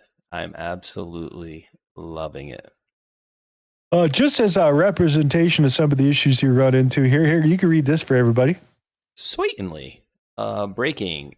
Illinois State Rep Carol Ammons, Democrat, and her husband, Champaign County Clerk Aaron Ammons, indicted on federal charges for allegedly using campaign donations for personal use and directing state grants to organizations which paid their daughter. How cute. No more. Oh, nice hair. Is that natural? That's the daughter. Read the next part. Is that natural? You're not going to believe this. Just a few weeks ago, their daughter was indicted on fraud charges for allegedly claiming COVID unemployment benefits while employed as an elected county rep. It's one big, corrupt Democrat crime family. Ugh. They got the whole family, just as a representation that they're going after these people that are producing these types of frauds and all that. And this guy's over here at the county commissioner's side. Champaign County Clerk. Yeah, interesting. Reps. Democratic Party, state reps. Just interesting. The other thing, if you all heard about that, the clerk demanded Trump pay the $5 million over there. They have filed and told them that, we got a challenge at the Supreme Court, so we're not paying anything until that's done. Just in case you're wondering, as that county clerk over in the Southern District of New York decided to release that paperwork out there. You guys heard about that, right? Oh, yeah. Oh, God. And we got a story coming up in a little bit that is, it's going to be very much in the vein of what Trump had to go through. Well, I'm not sure which one you're going to over here. I'll remind you. Read this one for everybody. Justices Elena Kagan and Amy Coney Barrett will testify before the House Appropriations Subcommittee on Financial Services and General Government on Tuesday, July 14th. And Hulkinator adds in Justices Kagan and Barrett set to testify on July 14th of this year before the House Appropriations on Financial Services and Government at a Supreme Court budget hearing. The session centers on the court's fiscal year 26 request for over $163 million in discretionary funding, including major increases for Supreme Court police to handle residential security and threats. This is the first such testimony by sitting justices since 2019, providing congressional oversight of judicial appropriations and security needs. So that should be interesting. I wonder what she's going to say. I'll I'll take a look at it. It should be interesting. So put that on your docket. That's for the July 14th next month. Wonder if they're gonna have the Amy Coney Barrett say, "Oh, you mind if I play this video here?" And you see Schumer, "I'm talking to you, Gorsuch and Kavanaugh." See this crazy son of a bitch right here? This is why we need more money for security. Okay, case closed. Have a good one. Probably not. But I agree with you 100%. Be a good point. So Supreme Court police. I didn't know they had Supreme Court police. Did you? I thought it was just Capitol Police. With $136 million funding for that for the Supreme Court.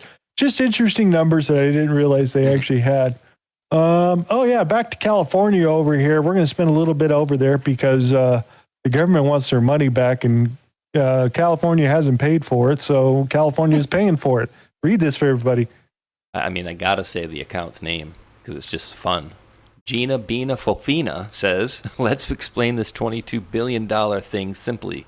During COVID, California borrowed a ton of money from the Federal Unemployment Insurance Trust Fund to pay out the benefits. A lot of states did this when the economy shut down and claims exploded. Plus, there was massive fraud.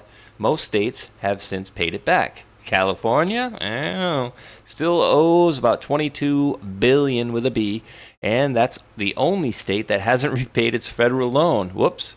Here's why it matters to regular folk. Because California hasn't paid the loan back on time, federal law automatically makes California businesses pay higher federal unemployment taxes every year to cover it. Oh, they must be loving that. Employers there have already been hit with billions in extra taxes. That money comes out of their pockets, which means higher costs, potential layoffs, or businesses struggling to leaving the state. The Federal UI Trust Fund is backed by American workers' taxes from all across the country.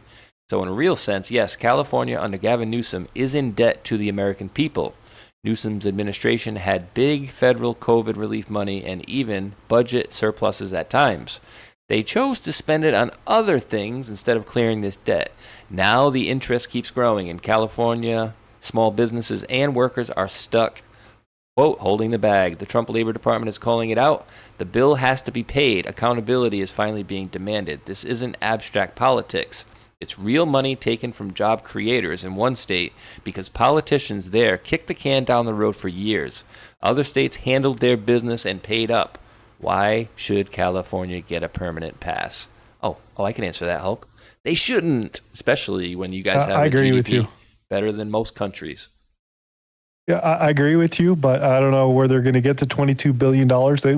We don't have it. They frauded it all out. So unless they're going to get some low to pay it back, I don't know where the hell they're going to get it. I know you can get 9 million of it. Yeah, I didn't know that we were actually paying for it in California with the business taxes. The federal government's going to get their money back no matter what. That's a new one for me too, bro. So what did Gavin have to say about the situation? The abuse was overwhelming. Poor and innocent people getting knocks on the door first thing in the morning, having to hire private attorneys. Lives and reputation at risk for no other reason they want to take me out. Going after my wife. Doesn't have the gut. He's tried. He reported that. Couldn't figure out how to get me. Now he's trying to find anyone around us. That's America. That's abusive. It's wrong. So I wanted to socialize it because I thought it was the right thing to do. People need to know what's going on. And there's a certain point where it's just enough's enough. And we absorbed a lot of it. And I said, this is ridiculous now. Just going in 52 different directions. Again, because they were told, find something, anything. The abuse. Oh, they were told to find something, anything. Here, you can read that right there, what I asked Gork. Grok, tell the governor Gavin Newsom how the Biden administration started this investigation into California's fraud. Whoopsie daisy.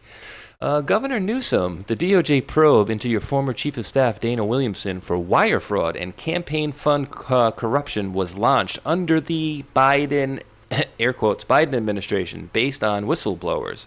Related tax inquiries into associates also started from local tips in the Eastern District of California, predating recent shifts.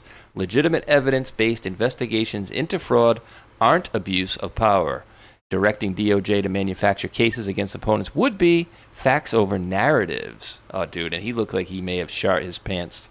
He is. You can see it in his eyes. He was crying, dude. Yeah, he looks like he's doing a lot of drinking. He doesn't look all that comfortable. Yeah, so like in California. It is an ongoing investigation. They do have two investigations that they're looking into this. One being the election stuff, and then the rest of this stuff. Because remember, Jose Becerra was part of the Biden administration, and he's running for governor right now. So it's going to get interesting how they funneled all that money around. It's coming. It's coming. Here, read this line for everybody because this amazed me. Okay, vote Michael E. Gates for California Attorney General. 1 out of every 4 homeless person or homeless people in America is in California. Really? 182,000 people. 12% of the U.S. population, 25% of the nation's homeless.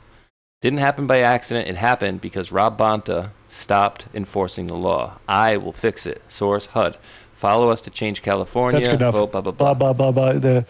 The numbers. The numbers is what amazed me over there. He's coming out with there on how many homeless people, probably most of them living over L.A., and that's probably how we lost the election with our L.A. mayor race out there. So, yeah, that's absolutely crazy to think about it on that scale. And then, of course, all the frauds over here because we got a bunch of homeless people we could keep charging names to.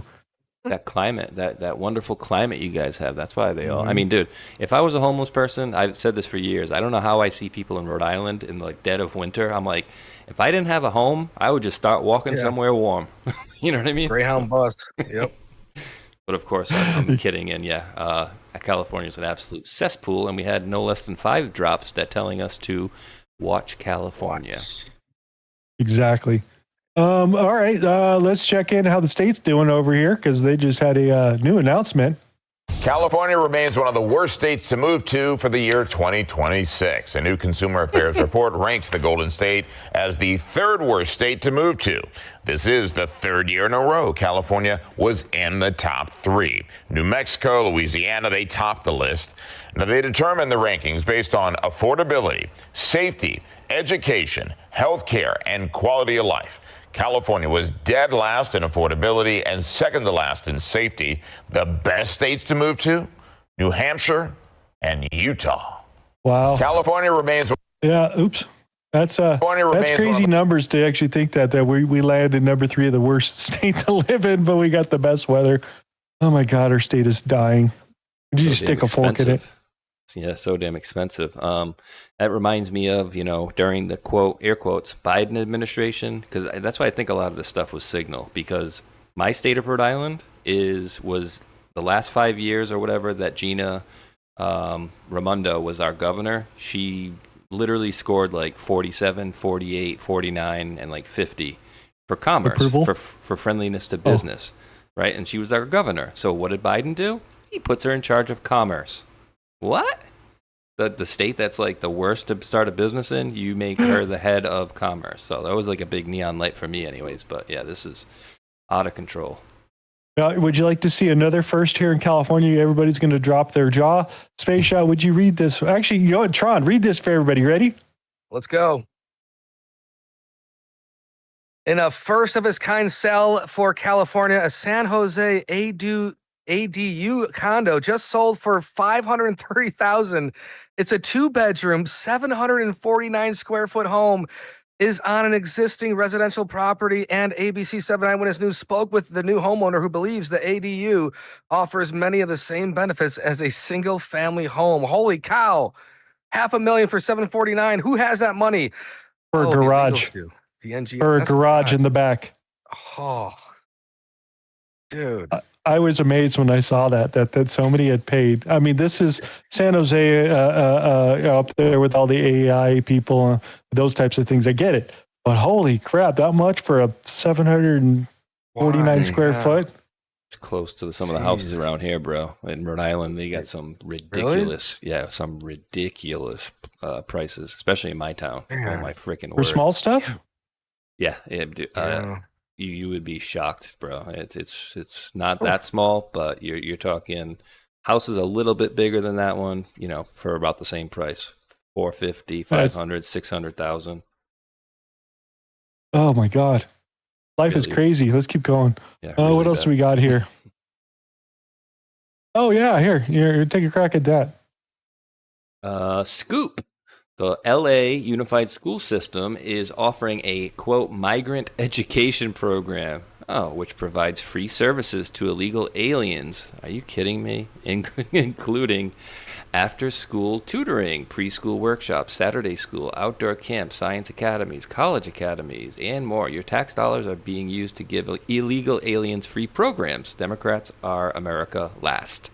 Yeah, absolutely. So, yeah, lousy. For regular. So if you think about these are more people that are going to vote for the Democrats in that LA city because it's absolutely monstrous. Was there like 28 million people in LA County? So yeah, it's absolutely crazy. Look at how far they have to go to actually perpetuate the fraud still. I mean, it's amazing. They pepper it in diversity, and then this is their crime. This is their trail. It's amazing. Ran by this one, staggering education fraud uncovered in SoCal teachers. A leader stole $20 million to bankroll lavish lifestyle over here on this side. Anyone want to do a little bit of reading over here? Because this is a little bit of info across what they're spending here. Sure. New report revealing the staggering extent of fraud in America's K-12 education system highlights a pair of California school leaders who separately stole nearly $20 million from their schools to bankroll their lavish lifestyles. Two cases were among the costliest cited in the report, which details roughly $225 million in alleged education fraud nationwide amid a furious federal crackdown. The report was co-authored by the State Financial Officers Foundation, a watchdog made up of state treasurers and auditors, and Open the Books, a nonprofit focused on transparency. The coalition of auditors identified nearly 90 cases over the past 6 years involving embezzlement, phony invoices, inflated enrollment, bid rigging, and kickbacks, among other crimes. California was among the worst offenders of the states analyzed in the report, which found fraud in 24 states and Puerto Rico. We beat Puerto Rico.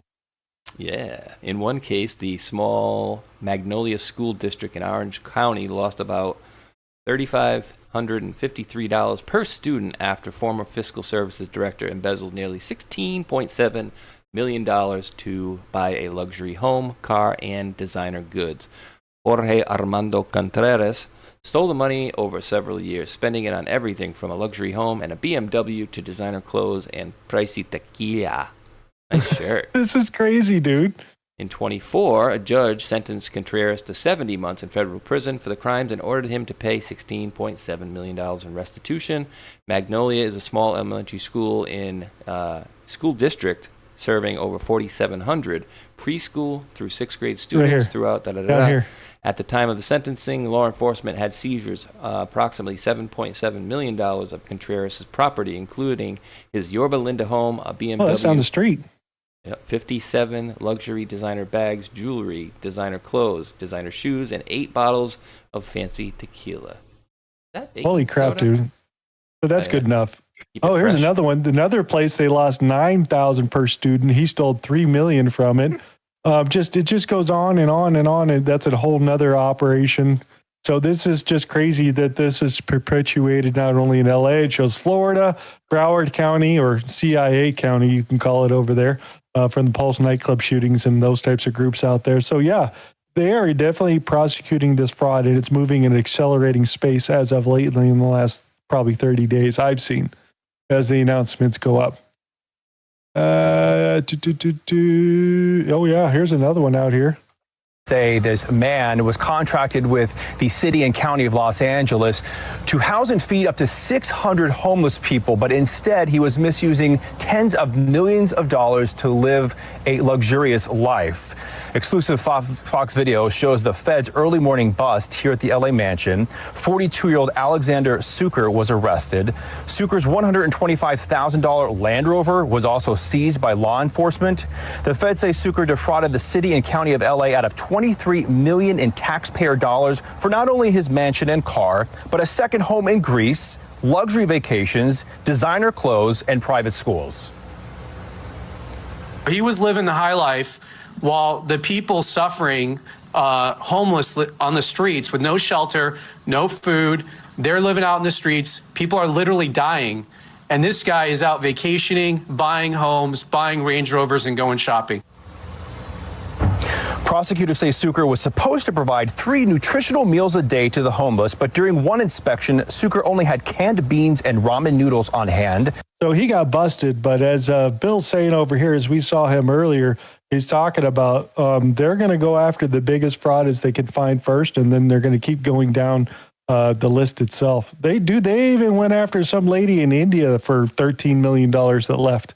They brought her back. I was like totally amazed that they went after her and extradited her from India, and India agreed, and she came back, and they're going to prosecute her. So she had to plead guilty today. So these numbers are just absolutely going up. So if we're going to get the rah post from the FBI for the totals, you want to read that? Blatantly, today's story behind the numbers. This FBI 2026 National Healthcare Fraud Takedown has resulted in 455 individuals charged in connection with over $6.5 billion in alleged fraud. This alleged fraud involved over $6.5 billion in false claims and significant patient harm, including death. Of the 455 individuals charged, over 90 are doctors and other licensed medical professionals, with partners in 56 federal districts, 45 U.S. states and territories, and 50 state Medicaid fraud control units participating. This takedown is the greatest whole-of-government effort to combat healthcare fraud in U.S. history. No one is immune from the law, from doctors' offices to corporate boardrooms. This FBI is committed to upholding justice and holding those who defraud and harm the American people accountable. Hell to the yes. Get it all out of here. If you think about it, this is for the 2026 National Healthcare Takedown. It's only 6 months into the year, folks. We still got a long way to go. They got that much so far. I know that there's a lot more they can go after, but that's not bad for what they've been doing lately, and eventually getting more of the lawyers in there so they could start prosecuting more of these cases. Those are positive things to see. What else do we got from you? Oh, yeah. I want to throw this back out here. Read the comment right here. Orange County authorities and the FBI responded Tuesday to a hazmat situation in the same Irvine neighborhood searched by federal agents earlier this year after a teenager's science experiment triggered a days-long investigation. Oh, no.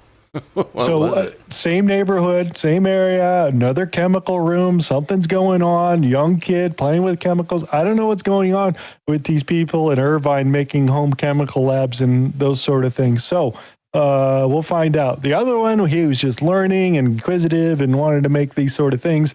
This one I haven't heard the story about yet. So yeah, we should definitely not allow the students to bring their work home. No homework for you, sir. Just to point that out over there. What else do we got? We could skip him. Do want to throw this thing out right here. This is great. Would you read this? Judge Sparkle, huh? Judge Sparkle flips out, rejects federal court order dismissing her ruling. Judge Sparkle Suknanan has refused to pause her ruling that dismantled the Department of Homeland Security's expanded Save Citizenship verification system, even after a federal judge in Florida ordered the exact same system to be restored. The dispute centers on the Trump administration's expanded Save database, which allows states to use Social Security numbers and bulk searches to verify citizenship for voter rolls and other lawful government functions. Last month, Judge Suknanan blocked the upgrades, ruling they violated federal privacy laws. But because Florida, Indiana, Iowa, and Ohio had already secured a court-approved settlement guaranteeing access to those same Save features, U.S. District Judge T. Kent Wetherell II ordered the DHS to immediately restore them. Rather than pause her ruling while the conflict plays out, Judge Suknanan rejected the Trump administration's request, accusing the government of gamesmanship and insisting the Florida court had, quote, erred in significant ways. Conflicting rulings now leave Homeland Security in the position of being ordered by one federal judge to disable the system or to ignore her and follow the alternate judge's ruling. Rep. Ave Hamada has introduced articles of impeachment against Judge Suknanan. Rep. Nancy Mace has proposed legislation requiring federal judges, members of Congress, and Senate-confirmed officials to be natural-born citizens. Absolutely, they should be. Oh, it's just crazy that they're playing these games in here. So DHS is stuck between two judges. So which one do I listen to? Well, I would go off the higher federal judge that says you're good to go and get rid of these magistrates, these what do you call it? These weaponized lawyers. You need to get rid of all these people. So yeah, and just crazy stuff that's happening in these court cases this week. That was out there. What else do we have you as we start going through here? Is this going to give us rah, rah, rah? Or, yeah, it's just going to be the raid video.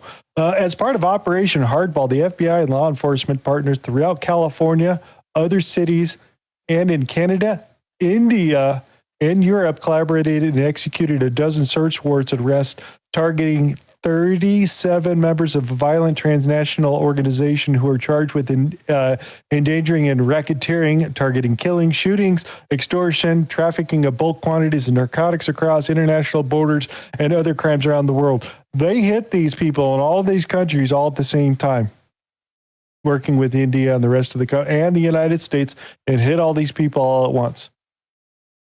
I mean, there's some serious organization going on when they're going after a lot of these international crime groups and transnational gangs. They are not goofing around, and we are seeing that evidence. And this is in Los Angeles because they're taking down the big people. Did I have a breakdown what he did? Oh, yeah, here it is. Here's the breakdown. Yeah, let me pause this right. You can read that right there. Okay, hold on. I was just chugging a little of this green machine. No drowning. No drowning. FBI arrests murderous Indian gangs accused of raking in millions of dollars from Cali from extortion schemes, contract killings, and drug and gun trafficking. FBI arrested 11 accused members of the Bushnoi gang, an international India-based gang in Operation Hardball. Bill Isali, LA's top federal prosecutor, alleges these dangerous and powerful gangs made millions from extortion, drug deals, theft, and weapon sales. Quote, these criminal organizations have engaged in widespread violence, including targeted killings, extortion, and kidnapping, flooded communities around the country with massive quantities of cocaine and methamphetamine. Lawrence Bishnoi, the Bishnoi gang founder, allegedly runs direct movements of hundreds of pounds of drugs across California from behind bars in India using WhatsApp, according to court documents. Using contraband cell phones and other devices smuggled into his jail cell, defendant Bishnoi personally directed political assassinations, murder, shootings, extortions, kidnapping, drug trafficking, human smuggling, and other crimes. That's good, dude. That, like you said, they got a big dude out of the way. They busted him in the jail cell because he's in India running the scam. You're under arrest. It's absolutely huge. So they're going to be extradited. Actually, they're going to be charged locally. So we'll see how all that goes. But as transnational gangs and stuff like that. So I don't think they're going to extradite him to the United States if you're already over there. So this is him. Some of the photos that they're talking about right here. It says murderous Indian terror gang used California as a cash register. Yeah, of course, that's what they were doing. Big expensive houses, guns, drugs, all that. So that's another huge crackdown. Also this week here, they busted a SNAP fraud dude with over $1 million in fraudulent food stamp purchases at a single Skid Row place. Yeah, he had already there. So they busted him as they're going through MacArthur Park in California. So when I'm saying I see this fraud being taken away, this is some of the things that we are seeing. I mean, this is a pretty high level guy when you got over $1 million of fraudulent food stamps. So yeah, it's accelerating as we start to see some of this stuff. Another one here. You want to read that?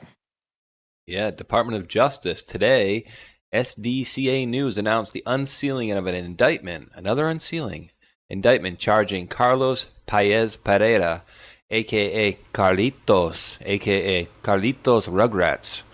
His nickname was Carlitos Rugrats, really? An alleged high-ranking lieutenant and leader of a violent wing of the Sinaloa cartel called Los Rugrats, or the Rugrats, with narco-terrorism and material support of terrorism in connection with trafficking massive amounts of fentanyl, cocaine, methamphetamine into the U.S. The indictment is a direct result of POTUS Trump's Executive Order 14157, which designates the Sinaloa cartel as a foreign terrorist organizazione. So that's big things that are happening over there. All this week for them busting all these people in new indictments as these transnational gangs are actually making a difference here in California. What else did we want to get into? Do we want to skip the... Oh, yeah. We do want to do an update because the one lady's getting sentencing over here. Would you read this? This is in the response for the California governor's wife and all that stuff coming in, and they maybe get charged. I would be honored. A sentencing date for Newsom's ex-chief of staff, Dana Williamson. While courts originally scheduled it on July 9th, attorneys on both sides months ago said it would change sometime in September. Now set for September 17th at 9:30 a.m. Of course it's set for September 17th, dude. I mean, dude, that number is everywhere. I was watching a movie earlier. It was called Gunshots or Weapons or something. I don't even know what it is, but a bunch of kids go missing from a classroom except for one kid in one class. Guess how many kids went missing? Yep, you guessed it. 17. Hey, read that for everybody. Just as an update. Steve Hilton. Now remember, Hulk. X for Spanish is pronounced with an H. So Javier Becerra is at the heart of his criminal corruption case. He wanted his chief of staff, Susie McCluskey, with him in D.C. when Biden made him HHS secretary. The federal salary was too low for McCluskey, so they illegally topped it from Becerra's campaign money. McCluskey's sentencing will be August 6th. The question is, when will Becerra be indicted, convicted, or sentenced? Good luck. It is impossible to believe he didn't know about this, as he claims. The entire corrupt scheme was designed so he could get his guy with him in D.C. As Katie Porter and others pointed out in the primary, Becerra could still be indicted. Either way, it shows he is at the heart of the corrupt machine that has run California into the ground. Becerra cannot be our next governor. No, I agree. And, I like Becerra, dude. The only reason I like him is because of that one interview that they had with the IRS, number 2, where he repeatedly asked him, we got to do better, in this system of a system of taxation that is, what's the word I'm looking for here? What's the word I'm looking for here? You don't have to, but you can. Oh, don't make me, I don't know.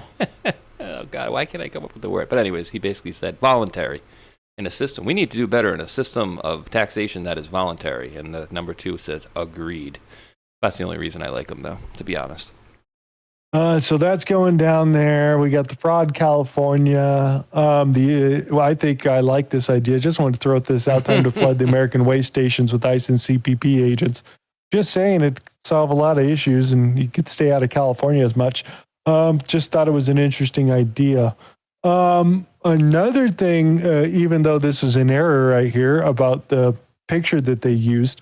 Welcome to Drug Air. U.S. Air Force uses largest jet to move $5 million worth of narcotics for disposal. And I was like, what? Wait, what?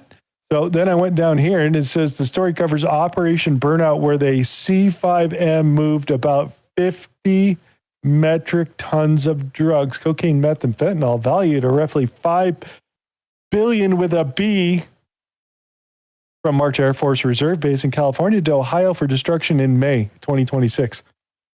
Ooh, holy crap. Imagine that airplane disaster. Something happens on that aircraft and you have that all over the place. I mean, why would they transport? It doesn't make, I guess, but wow, dude. Yeah, talk about Con Air. Yeah. Nicolas Cage. Why do you got to send it all the way to Ohio? They can't do that in California. I guess they have the I guess shady. I guess it's a destruction video or destruction location. They could do it or whatever. Maybe they're just going to give it to the homeless. I don't know, because LA had too much. Oh. Yeah. So thought that was interesting about the Drug Air. What else do we got? Now, here's an interesting thing I had to go check into over here. Did you know we were in a fight with the Port of Alaska about doing any upgrades since 2014? Sure didn't. Anybody? Nope, sure didn't either. Oh, we got to Tom, invade Alaska. Yeah, Tom Blanche had to go show up over there and pay some money to settle it, but Thank you very much. Good morning, everybody. It's great to be here. So look, this settlement settles a long-running dispute between this great city of Anchorage and the United States government. Realize that this case was originally filed in 2014, and the litigation is still ongoing. The litigation that was filed in 2014 started out of a 2003 effort to revitalize this port. And this is just not any port. This is by far the most important infrastructure in this great state of Alaska. It's not just important to the Alaskans, which brings them food, brings them equipment, brings them everything they need to survive, but it's also important to our military. So if just a mile and a half from here, maybe less, is a military base that keeps us safe. Virtually all of the gas that is used to fly our fighter jets to protect our borders come out of this port. And so the idea that we were in active litigation for what amounts to over a decade, so 12 years, is something that needed to be fixed. And so I'm thrilled that we were able to do it. I got a call recently from Senator Sullivan. I spoke at length with Senator Murkowski. I've spoken with several folks from both. So this builds upon Trump's idea of turning Alaska into a bigger port that they could do shipping through, they could do oil through. The ship breakers that they were talking about, the 6 or 7 ship breakers, they were all going to store inside of Alaska over there. That this court case from 2003 is still hanging around, and they couldn't do anything until this thing got done. So they basically gave the indigenous groups and the local community $180 million, and we're going to upgrade the port. And everybody's like, hooray, we can go ahead and start this plan that we started like 15 years ago. So these are good things. It's going to help with the strategic partners because, again, they're going to do a lot of shipping, international shipping. They want to run oil out of here, too. You can do a pickup right here. So, instead of going straight Hormuz, everybody from China and Russia or whoever come right over to Alaska, pick their stuff up. It's a lot shorter trip, as Trump was saying. So he definitely wanted to get this thing done as fast as possible. So it's interesting to see that Todd Blanche was the face on this and get on a plane and go to Alaska. Thoughts? Yeah, and I think a lot more will be happening with Alaska as well. I think we're going to start utilizing that route more than, say, having to worry about that strait all the time. So I think they're going to start doing the old end around. So, yeah, that was interesting. Positive things that happened. I didn't even know they had an issue over there. So it's good to see that over there happening as we're seeing the strengthening of America over here. Yeah, so I didn't know that the Kash Patel and the FBI arrested 113 active spies, foreign countries arrested inside the United States. Counterintelligence arrests have jumped 53%. Of course, 4,800 cartel arrests, 85 active plotters stopped, and 77% in cybercrime incident indictments. So did anybody, I didn't hear anybody talk about the 113 active spies being inside the United States they've busted since Kash Patel is taking office. I've seen some of them, but not that many. How about you? I learned about this, a few hours ago when I saw Kash Patel put this. And wait, what is that video length on there from FBI Kash Patel director? 1 minute, 17 seconds as well. That's cute. Yeah, it's just going to be a promo video. I'm not going to play it because it is a minute or minute 17. But that is interesting that they're going through this again. We're seeing the updates, and of course, they're still singling at the 117, right, Sean? Yes, 117, and all these little takedowns are essentially leading up to the broader and bigger picture of the deep state criminal network. We know how they love to use MS-13, southern border issues, and whatnot. And, even though Kash Patel got a lot of shit for Charlie Kirk and whatnot, that's back in the news. Mm-hmm. There are things happening. So shout out Kash Patel. Yeah. So another update over here of where they are now. You guys all remember who was running for president? And when we had, what's his name down there in Florida? What's the governor now? He ran tried to run for Oh, what was his name? DeSantis, and then it was Andrew Gillum or something like that. Yeah. Guess what he's up to, Andrew Gillum? I saw that. Make Yeah. movies. Nope. Okay. Yeah. Yeah. Go for it. Well, he's on camera anyways.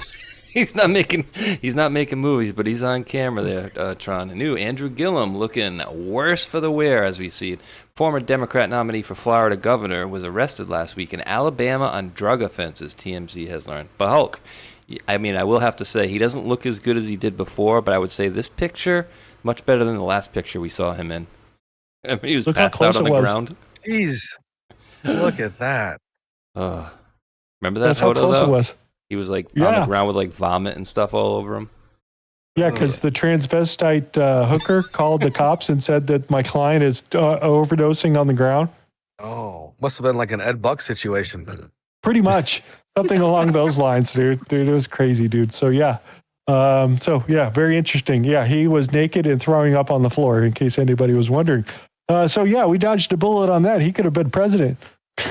Oh, dude, wait, Hulk. I don't know. I'm just looking at this. You guys can read this really quick. I'll drop this at the bottom. I'm just on the fly. I was looking for something else, but if this is legit what they're saying it is, that's pretty There's crazy. the photo. Apparently, is a the hunter behind him. This says.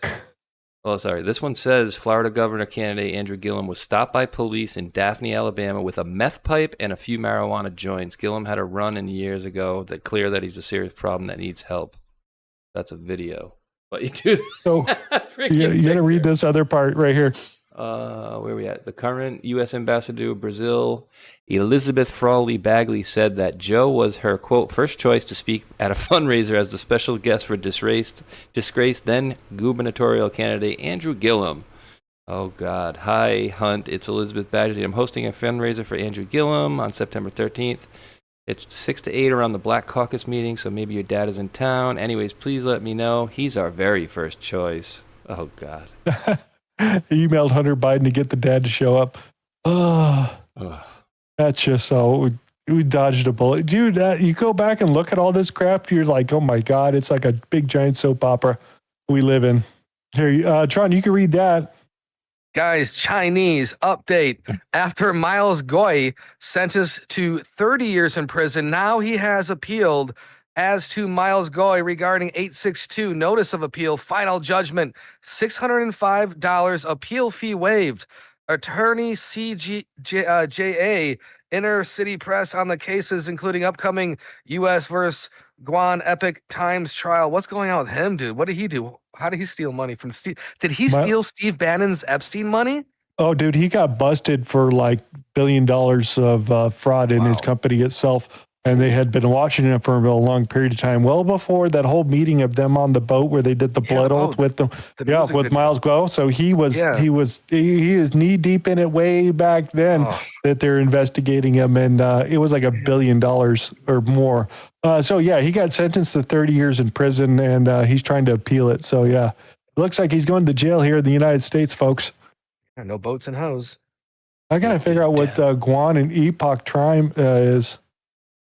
What that one is. I'm going to put that in. Go back and look at that later. He would close his war rooms. That's when Steve Bannon had like 24/7 war rooms for 3 years straight. Here's another thing that they're doing. The federal government will no longer back loans for programs that don't provide a return on investment for students. The Department of Education is comparing tax returns to the list of students in various programs at colleges and universities across the country.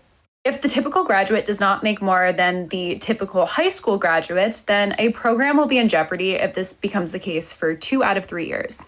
One analysis found that 804 programs, which are about 2% of all undergrad programs across the country, are potentially at risk. These graduate 40,000 students annually. There were some pretty surprising inclusions, like the University of Southern California, Juilliard, and the New School. Most of the programs that were impacted were in the arts, like music or studio arts. The outcomes of this policy change are still not yet determined, but schools could potentially shut down programs or increase their own financial aid towards students in these programs if they become impacted and can no longer get loans.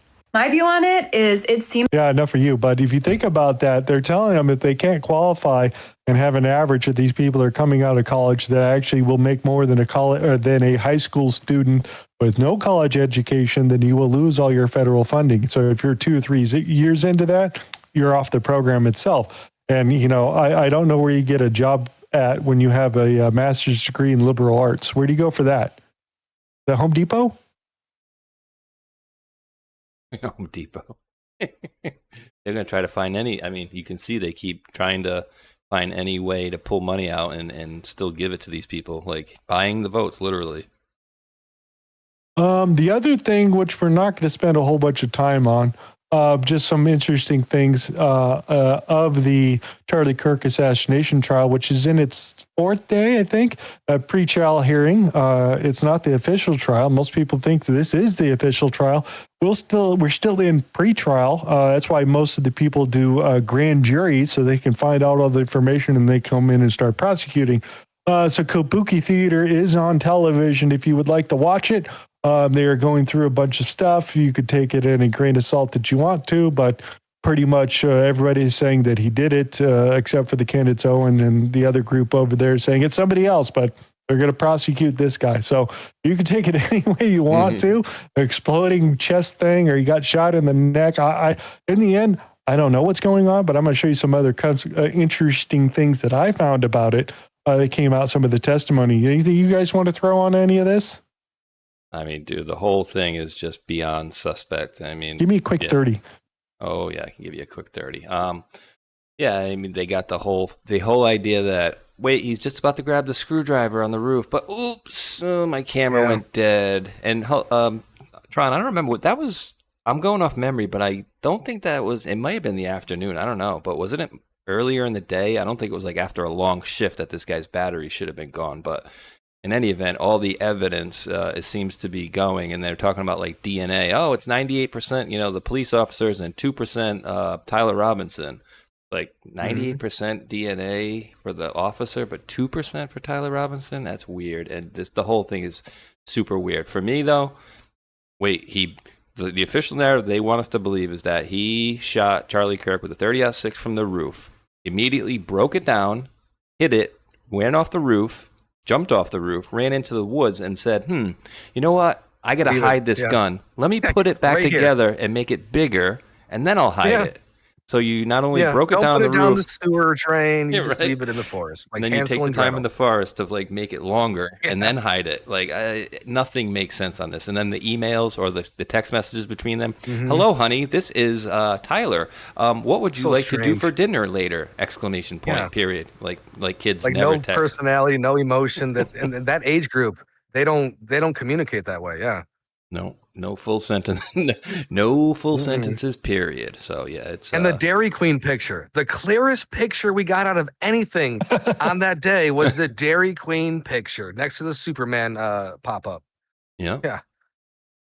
And Kash Patel was like a day late wearing a women's FBI jacket, allegedly. Stolen from one of the other girls. Yeah, I remember that. Take off your jacket. I need a jacket. Something's not right. Kash Patel has the wrong jacket on. Yeah, so in the end, I don't know what to do. But some of the stuff that's coming out is interesting. Tron, why don't you take a crack at that one? Boom. The details of Barron Trump's call to his father on the day of the Charlie Kirk assassination are gut-wrenching. I've never heard of that. What? Yeah, it's coming out. But it was too late by then to manage the flow of information to the president. A colleague told Budowich that Trump's youngest son, Barron, had already called to tell his father that Kirk had been shot. The 19-year-old Barron was a big fan of Kirk. Oh, I didn't know that either. And he had phoned in a state of distress. He had been worried about an assassin taking another shot at his father. This is what happens when you go out there, Barron said. This is what happened. Trump tried to settle his son. Calm down, honey. Is this real? Where does this? Johnny Mott is good, but... Yeah, it's coming out that there's this, this is some of the calls from coming inside the White House itself. Everybody was torn up after this. Yeah.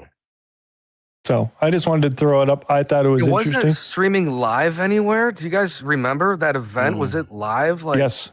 Was it? I was watching it live when it happened. Okay. Oh, wow. All I right. even clipped it out.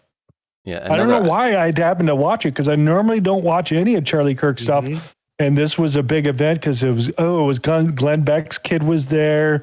I'm not sure if Barron was there or not. You know what I mean? I'm not exactly sure, but there was a lot of high-ranking people's kids here at this particular college in Utah. Very weird. And another abnormality was the blood coming out of his neck just was coming out like a friggin' faucet, just like a faucet. And I'm like, that's a hell of a lot of blood for no apparent exit wound that I could see. Or any, I mean, it was just very weird, the whole thing. And then they already established that kind of round, it was a round where once it hits bone, it like weakens and it doesn't create the exit wound. And this is more for like deer and an animal where you don't, explode the your target or whatnot. But that's something that came out from Phoenix Ammunitions or someone. Yeah, like I heard that. the same thing. You saw that thing, so yeah. I mean, I don't know. I think we have to focus on who the shooter was and how, I don't know how this guy kind of just buckled. It seems like the story how the Tyler Robinson went down kind of feels like the Mangione. Like, they had this deep hate for individuals and also the movement, but they were also troubled. It seems like that story opera. They want you to they want the enemy to fall in love with these characters to create more of it. It just doesn't seem, yeah, you're right. I don't know. The only thing I know for sure is we haven't been told the truth. I don't know exactly where that's going to land. True, yeah. No matter what administration, we don't get it all right away. Nope. No. So we'll find out later. And Hulk, when you went took your 30 seconds there, we were discussing a couple of the things that were issues, but also I'll mention the guy that jumped over and then was helping him, but then handed something to somebody who then ran off, and then the other guy ran up and grabbed the SD card out of the camera. But what did these people give the police? They gave them a flash drive. So they didn't give them the actual SD card that came out of the camera. They must have processed it over or gave them something else and then gave them that. And what we discussed as you were going was the fact that the body cam batteries happened to die just before he was about to grab the screwdriver, that he that he used to break down the gun on the roof and then go hide in the woods and then decide to hide the gun and make it bigger, put it back together and make it bigger to hide it, like any common sense person would do. Yeah, I tell you what, it don't make sense, and maybe we'll find it closer to the end. But yeah, there's weird stuff going on. So yeah, they're gonna have a good kabuki theater going on for the next little while. The other side of that, because you remember you got the Cadence Owens and all those types of group out there, and they're coming out and want to sue each other for defamation and all that. Here, I thought this was an interesting comment right here. Ooh, an entire federal district bench, every district judge and every magistrate judge from the Middle District of Tennessee just recused themselves from Brian Harpole's defamation lawsuit against Candace Owens and Mitch Snow without stating a reason. What? So they want to challenge it, obviously, and we're going to go to court because these people are lying about Charlie Kirk and all these people. What are you doing? You guys are crazy. Defamation going back and forth. They're like, oh, we ain't getting involved in any of this. Ooh, wait here. It says, as all district judges and magistrate judges of... Oh, go up a little bit. It's in the white spot. Oops, sorry. As all district judges and magistrate judges of the Middle District of Tennessee have recused in this matter, a district judge from outside the district will be designated by the 6th District Court of Appeals. When the designation is made, the case will be reassigned. And then you wonder, are they going to recuse as well? Yeah. Dude, I've never seen anything like that. Yeah. That's, we'll see what happens over there. It's all defamation going back and forth. So it's going. It's definitely moving. So there's that for you. What else do we got? Oh, yeah. Graham Palmer is going to step down and not run for office over there. Did you hear what happened to him? Yes, and this was the guy that I was talking about earlier when I said Kavanaugh, about his lawsuit because this is sexual harassment, or he says an ex-girlfriend says that he raped her, and then ex-boyfriend. Was it boyfriend? Yes. Are you sure? Because I thought I saw a woman as far as I know, he's gay. As far as I know, he was gay the whole time. No. I remember listening to the video. He talked about him and his wife, him and whatever her name is. He mentions her name a couple times. Okay. But in any event, it's a sexual abuse case. And he's like, oh, this is politics. And one thing I do know going forward, if the Democrats can win, it can't be me. And it's like, oh, this is all politic. And it's like, oh, geez, now you know what Trump and Kavanaugh felt like. Jerk off. Well, he's accused of rape. And then he's deciding not to get out in front of the camera and do it and says that I'm just going to step out of the way. So it leaves Murkowski up in Maine against the other Democrat socialists that they're going to try to push through, in case you're wondering out there. So yeah, he was going to win against Murkowski. Think about that for a second. Yep, that's the Dem new golden boy that they were propping up. Now remember, this guy was going to be a freaking senator. And had anybody heard of this guy? This is like a Tim Walz 2.0. Never heard of this guy a day in my life before they started propping him up to be the new golden boy of Maine. Like, come on. Yeah, so more of these Democratic Socialists of America people is what it comes to. Clean himself up a little bit. I mean, that's not the best advertisement ever. Disgusting. They can't even get that together, right? Yeah, exactly. Ran by this video of the people that supported his run for Senate. At this point, you hadn't vetted Graham Plattner. You hadn't done a full scrub of who he is. How did you go about vetting him? And why did you? We paid a nice firm a whole chunk of money and got some stuff back. Some of what you've seen on the news we got back. Other stuff we didn't. Did the vetting process turn up the tattoo that became so controversial? No. The Reddit posts, did that turn up in the vetting process? No. The firm sent us a thing, and it had some of the posts, but it didn't have all of them. And what did you think about that? How did you think your way through the fact that he had posted these things on social media? I said none of this will or should stop him from becoming a U.S. Senator. And what was your thinking there? I think if what the voters wanted were people who were grown in vats and had never done or said anything that they might regret their entire lives, we'd have a very different country. Part of our thesis here is that people do not want their candidates grown in vats. They want people who are real human beings, and they want people who do not look and sound like the vat-grown people who've been leading this country off a cliff for the last century. What's this guy's problem? Just days after this interview, more details about Plattner's past emerged.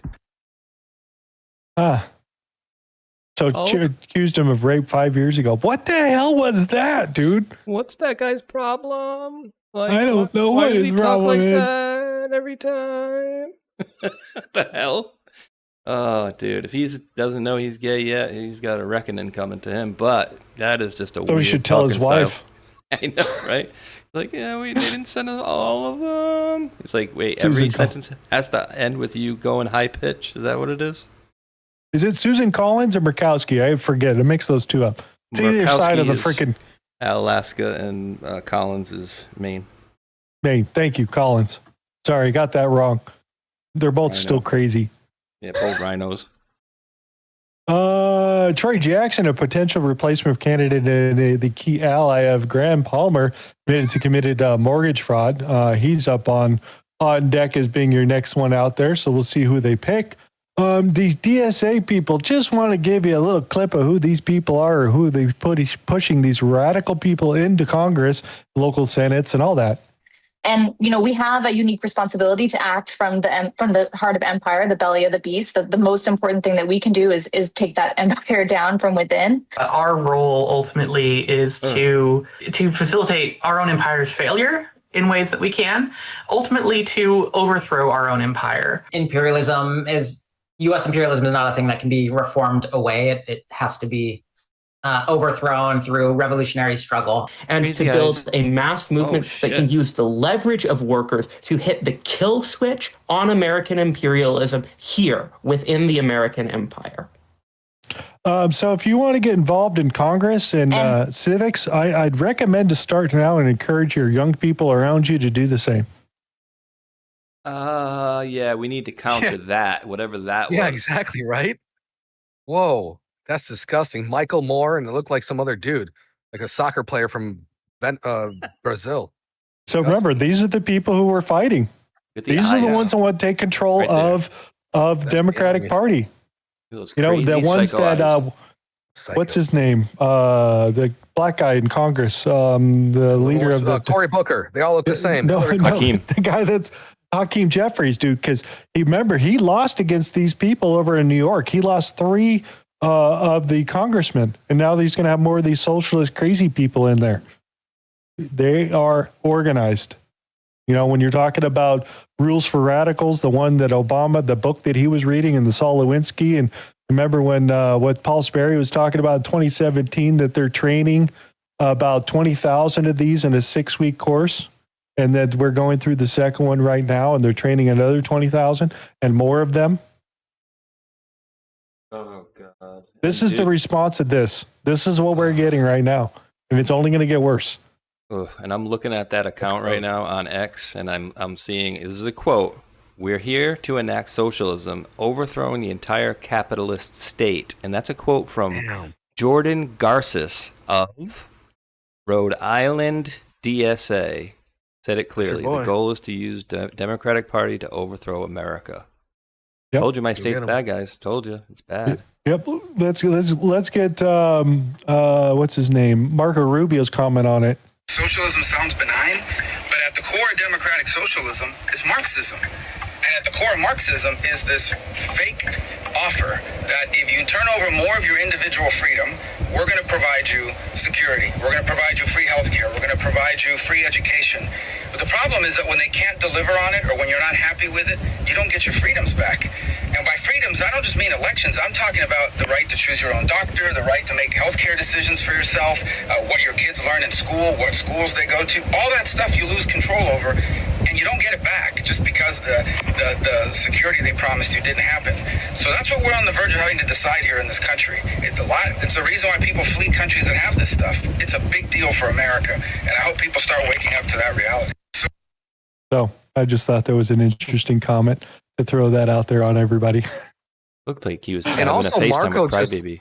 Okay, go ahead. Yeah, right. Marco in the car, is he doing a TikTok? It's kind of different. Never seen him like that before. Yeah, exactly. And coming out from Donald Trump over there and dropped over there at the Department of State. Oh, 907-17. Who's that Adam Kinzinger? It looks like he was talking to crying Adam Kinzinger on FaceTime with glasses, that big jaw. Yeah. What else do we got here? Oh, yeah. Anybody wants to know about the judge that pushed out 2 illegal immigrants out the back door and what happened to her? Tron? Yeah, interesting, guys. Disgraced former Milwaukee judge Hannah Dugan resigned from the bench after getting charged with obstruction of justice for distracting ICE agents and helping an illegal alien charged with domestic abuse escape through a back door to avoid arrest. I remember that video. A federal jury found her guilty of obstruction of justice. She faced a recommended prison sentence of 15 to 21 months in prison with a 60-month maximum. Shamefully, former Democrat politician and current Clinton judge Lynn Adelman gave her no jail time. She literally escorted. Wow. These Democrat judges, politicians, and criminals in robes prove once again they protect their own.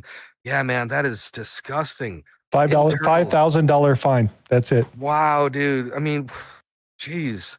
And look at what Andy Dufresne had to do during Shawshank Redemption, right? Like going through pipes of shit and, accounting errors and stuff. Oh, that was but great. Her power great joke is there. gone, though. You know what I mean? So that's the one thing that she was probably wielding it, and she's loving her life of power, that she thought she could do anything. She thought she could get away with anything, but at least now she's lost that power to, counter everything that's good, apparently. Yeah. Well, I guess we'll talk about the war that we decided to go ahead and play around with, and we're still continuing on. Might as well spend here just a minute or so of Mr. John McCain from 2010. Make no mistake, if Iran achieves a nuclear weapons capability, it will not be because we couldn't stop it, but because we chose not to stop it. The stakes couldn't be higher, and I look forward to hearing and learning from our witnesses. So just throwing that out, that this ain't no news story. You know, I mean, you got good old McCain and them playing the same games with Iran, of them facilitating nuclear weapons. So in the beginning, this ain't nothing new. The story's been around a while, is what I'm getting to the point on. You said his name. We don't say his name. And my buddy Mile, Yeah, he it's actually Beetlejuice. typed his Oh, name. sorry. Oh. Beetlejuice.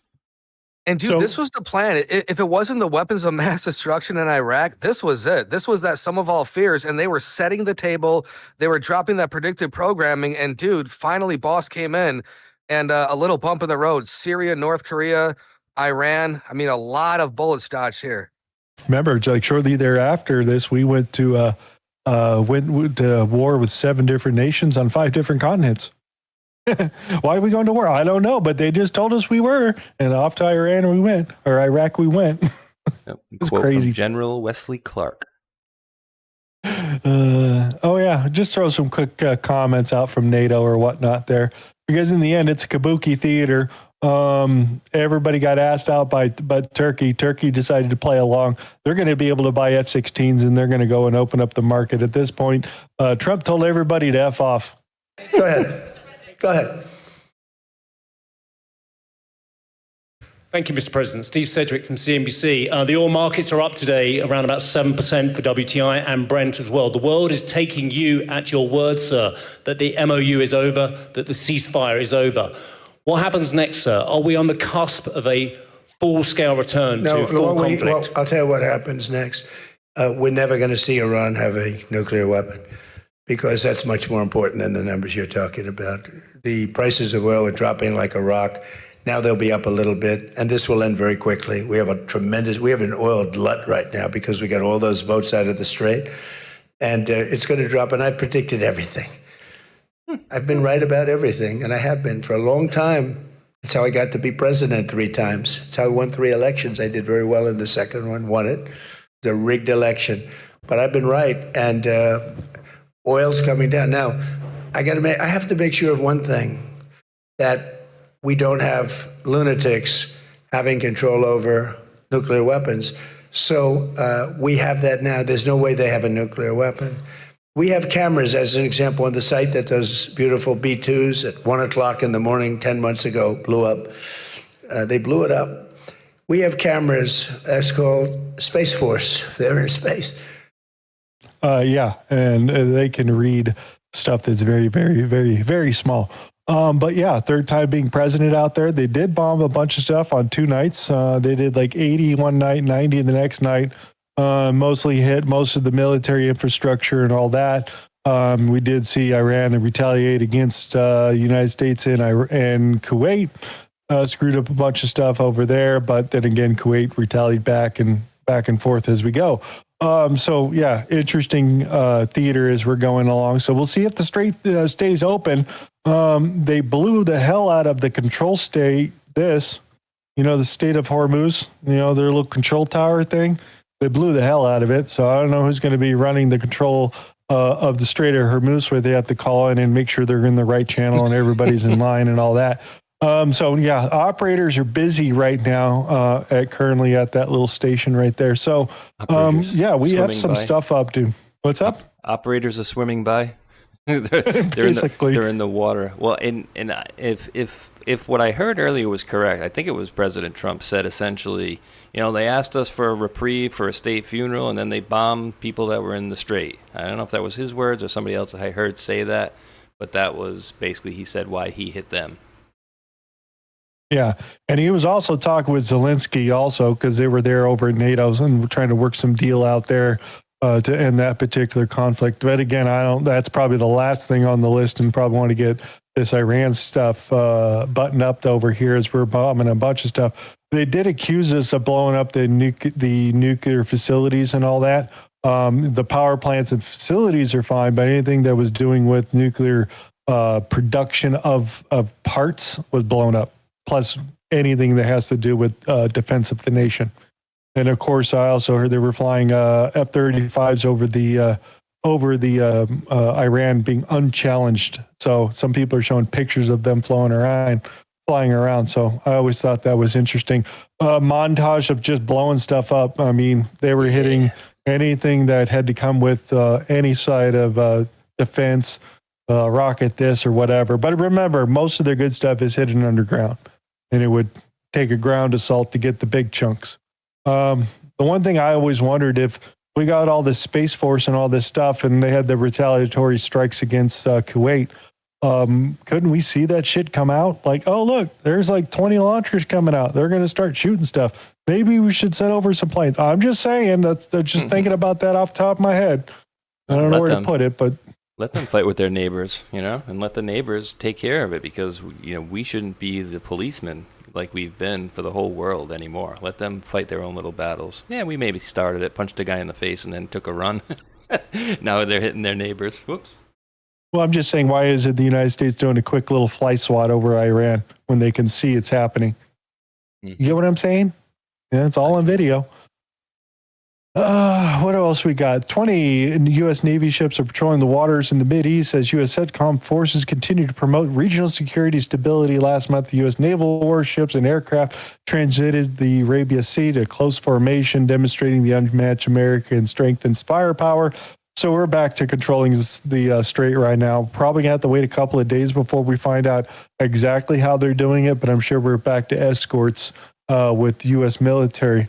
Another thing I thought was interesting, as long as we're talking about ships and whatnot. Should President Trump order strikes against the Maduro regime, there's plenty of firepower in the Caribbean to... Let me make sure this is new.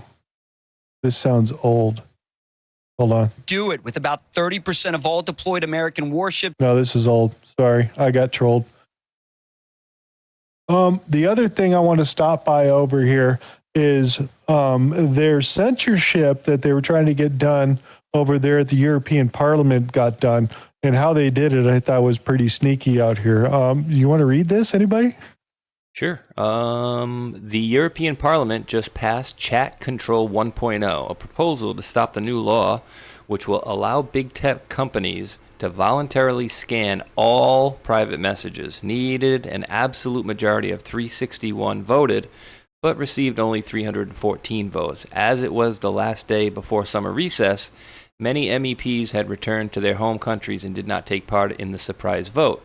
Chat Control 2.0 is still being prepared. That law will make it mandatory to scan people's private messages. Hell to the no. I'll just need 30 seconds. Bathroom. Yeah, so they voted because all the people who didn't show up, they counted them as green. Oh, yeah, you voted, but he's on vacation. They weren't actually there to vote. Oof. Yeah, so like this McConnell on vacation. Yeah, pretty much playing the RBG game over there on the same side. This is their new censorship program that they're trying to get done. So I would not want them scanning any of my stuff. I'm going to hit this AI video next over here. What else do we want to get into first? Here, we'll hit this first. Tron, read these two little posts here, because again, we don't know what AI is doing. Guys, boom from Polymarket. Anthropic. Breaking. Anthropic researchers reveal they found a global workspace inside Claude that allows it to think silently. And Hull comes back. Inspired by neuroscience's global workspace theory, JSpace enables reportable internal reasoning, like solving problems step by step or identifying hidden risks, while most of the model's processing remains automatic and non-reportable. The finding advances AI interpret by allowing researchers to observe unspoken model thoughts while with applications for safety monitoring, such as detecting misaligned goals or prompt injections. Where did you get that from, dude? It was AI. Basically, what they're saying is they looked at the Claude code and they realized that there's a silent little spot that it thinks that it doesn't report anything. So they don't know what the hell it's doing over there, but they did find it. Interpretability. There it is. All right, I got it. Thank you. So they want to be able to read what it's actually thinking in its little workspace, because again, it's kind of kabuki theater and those types of things.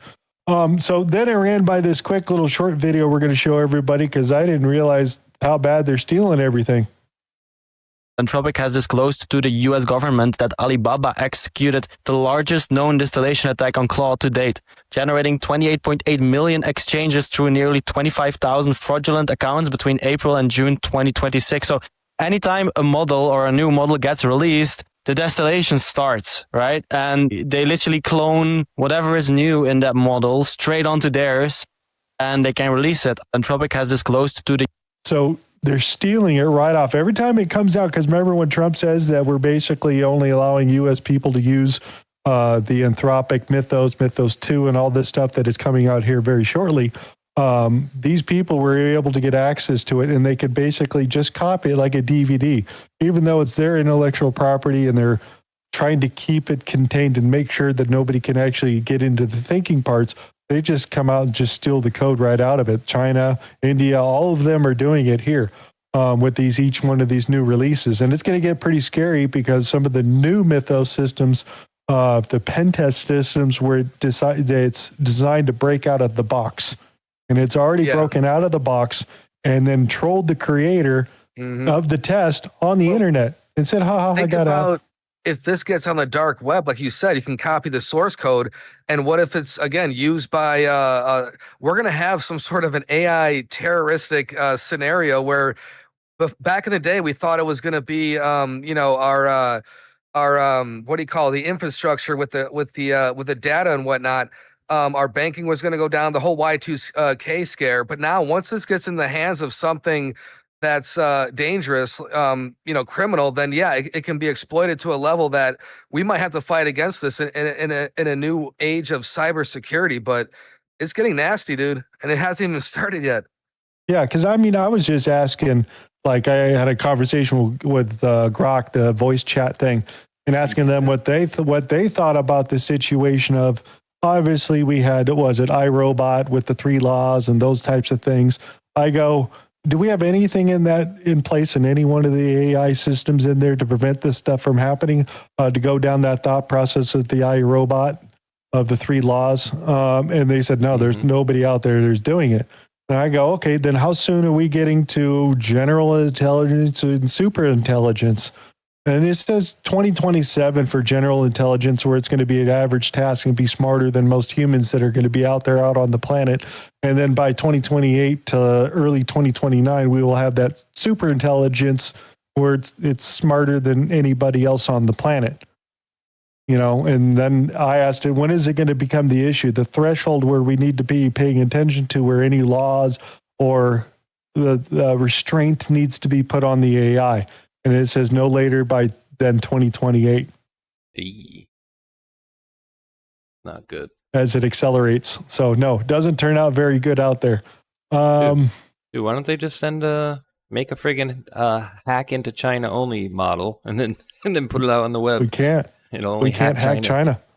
They normally only have 1 or 2 outputs, and they're heavily have their China firewall. Anybody from inside China, is really hard for them to get out and see general internet. They don't have it. They have their own style apps, their own ecosystem. They're controlled because they can't let those people go free and figure out, that they could do this and that just like America. No, that would be bad for them. And they throw over the CCP. It's how they keep these people under control. Lack of information. Yeah. And as long as we're keeping score over here, if we go back and look on how much that they lost in market share in the last couple of years, ChatGPT, and everybody starts coming in from behind there, you could see, when we talking about OpenAI, ChatGPT, and those types of groups out there, they're trying to dump 5% of the stock on the U.S. government to eat up some of their money, because they need money. They need about $300 billion that they really want to get from the government itself. And I think we should let it die, in my opinion. Survival of the fittest. Even though you got a good product, I think it should die. So that's my opinion. So Sam Altman can eat a bag of whatever. Here's another thing, if you want to put this out here, because again, who's helping who? Space shot? Helping who? Okie dokie. Let's take a look. See here. Today, we're announcing Claude Corp, a $150 million program that places 1,000 early career fellows at 300 plus nonprofits around the U.S. Our data indicates the early career ladder is softening while thousands of under-resourced nonprofits are looking for support to safely use AI for their missions. Claude Corp is an initial effort to help address these needs. We're That's building good a enough. Yeah. So if you think about this, they're giving $150 million access of Cloud Code to the NGOs. All the leftist groups are getting access for free because that's where they're basically supporting it. So I just something you should be paying attention to because there are very, very, very few conservative groups that would even qualify or even get access to this type of loan systems like that. So just, again, who are we fighting against and how they coalesce with each other? It's very important as we start seeing some of this AI stuff out here. We need electricians. We need electricians. Help. Okay. We're going to get into some gaming too, but Mike Rowe of Dirty Jobs, I don't know if you saw that thing. He said he bumped into a couple of electricians doing these data centers, making well over $240,000 a year, and that they keep getting poached from different data centers. So people That's wondering, Texas, kids out there, grab some electric work. Xbox CEO Asha Sharma has been appointed as an advisor to the U.S. Federal Reserve's Productivity and Jobs Task Force. The same week, Microsoft announced major layoffs. Task Force will study how technologies like AI are changing jobs, helping the Federal Reserve better understand their long-term impact. Sharma is one of 3 advisors on the task force and the only active CEO serving across the Federal Reserve's 5 new advisory groups. Xbox. Yeah, so they gutted like more than half of the gaming industry that Xbox owns, and then are selling the rest out to pasture. So yeah, like 5,000 or 6,000 people across different Xbox-owned studios were all fired or let go, including the new one. There's some game that just came out, like Black Sails or something. The company just dropped it yesterday, and then they fired everybody at the company. What do you mean? The game just came out yesterday. Yep, you're out. See ya. I'm going to drop this down for everybody because this is a link that if you were interested into anything that came out of the MK Ultra hearings and this is the Smithsonian. They also have one. He did one also for the MK Ultra hearing itself. But I want to take a stop at the Smithsonian over here for a second. But the one he did that I was talking about was done really well. You could find it over, and he goes over the entire MK Ultra style system. So they did a pretty damn good job at it. And I didn't know that they actually did a book, a nice page book, read out the whole thing. I was like, holy shit. And it's done pretty well. But again, Trump is going after this Smithsonian here at this point and suing the leaderboard over there for doing the woke America inside there. I didn't know how bad it was, where they weren't actually have any of the real founding documents, nothing really about colonialism or about the positive things that America had done in the first 150 years. None of that was ever listed inside the Smithsonian, and they were basically running it as a DEI housing deal to run their particular agenda of the way that they want to portray America. So Trump's making another priority over there, and he's going to go through that group over there. It is really bad. If you ever get a chance, I'm going to drop this down here, some of the things that these guys were doing, because I watched this one for the whole half hour out there, and I was like, oh my God, these people are freaking crazy. And these are the ones that are educating our young people. And as they propagate these particular stories, it should be stuff that you should be all paying attention to. So take a look. I was impressed. It's interesting because you never really get into all the details and stuff like that. So that was interesting on those 2 stories. What else do we got? Oh, the Bolshevik take over the Smithsonian. We'll save that for Saturday. We'll hit some of the other little pieces I had in here, the last little pieces. Now, this was a little bit of attention to detail. So since they got the scaffolding all around the White House, did you guys notice that they were putting up a big giant tarp that looked like the front of the White House?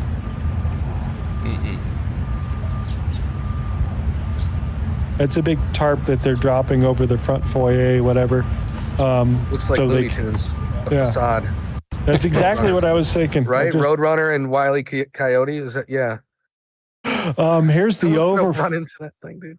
Here's what the overview of construction looks like shortly after the 4th of July stuff and cleaning everything up. So they still got some work to do. But he keeps talking about the secret base that they built underneath here that nobody was supposed to know about. He's mentioned that over at NATO again, with all the capabilities over here. So there's like some huge Pentagon style progress thing that they're building over here. War games. Exactly. That's how I envision it. And they're also building a landing pad on the other side that I guess the people who make the helicopters are going to foot the bill on. But then I think we bought the helicopters from them anyways and probably paid overpriced for them anyways. But yes, they need to put it in there because it rips up the grass. Oh yeah, FAA has informed air traffic controllers across the county that Palm Beach International Endpoint has adopted the 3-letter identifier as Tron. Or 1020 DJT. So I thought that was interesting. Dude, imagine the libs' heads exploding as they, arrive at Donald Trump International Airport. They're gonna. I can't wait. I'm gonna fly into Florida just to hear that round trip back and forth. What else do we got? Oh, I wanted to throw this out here because just as an entertaining thing that they released some sort of new Jeffrey Epstein video, whatever. But the interesting thing I've never seen is, remember that thing, that building that was there?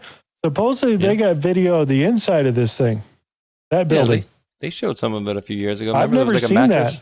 There was like a mattress No, in it. No. I've never seen it where it's actually the inside of the walls. Actually see inside the building itself. Because what caught my attention was this weird hieroglyphs all over the wall by this window over here. And I'm sure it doesn't mean anything. I got it decoded. Where is it? Come on. Let me bring it forward a little bit. I think it's somewhere at the end over here. See, like all that shit. Oh, yeah. All that shit on the wall. That's Arabic. That's like squiggly wigglies. You know what I mean? It's like So I was Muhammad bin Salam stuff. So I was just like, okay, that's interesting. Something I haven't seen before because I've never seen that video. I don't know if any of you guys ever seen that out there. John, you want to read something? Yeah, guys, here's a mix of stylized English text and scientific math notation. The calligraphy around the window frame, which can look pseudo-Arabic, Elvish, or vaguely hieroglyphic, repeatedly spells out Jeff, or J-E, in ornate script. Epstein had the artist replace Arabic Allah motifs with his own initials J and E, so replacing the Arabic with his own initials for a personalized pseudo-exotic look in the blue and white striped building he called the mosque. Inside the office and library areas shown in the video, there are also physics and math equations like E equals mc squared, Einstein's mass energy equivalence, alongside other notations, e.g. possible F equals ma, references in similar decor. These fit Epstein's documented interest in science, philosophy, and classical motifs, blended with eccentric decor.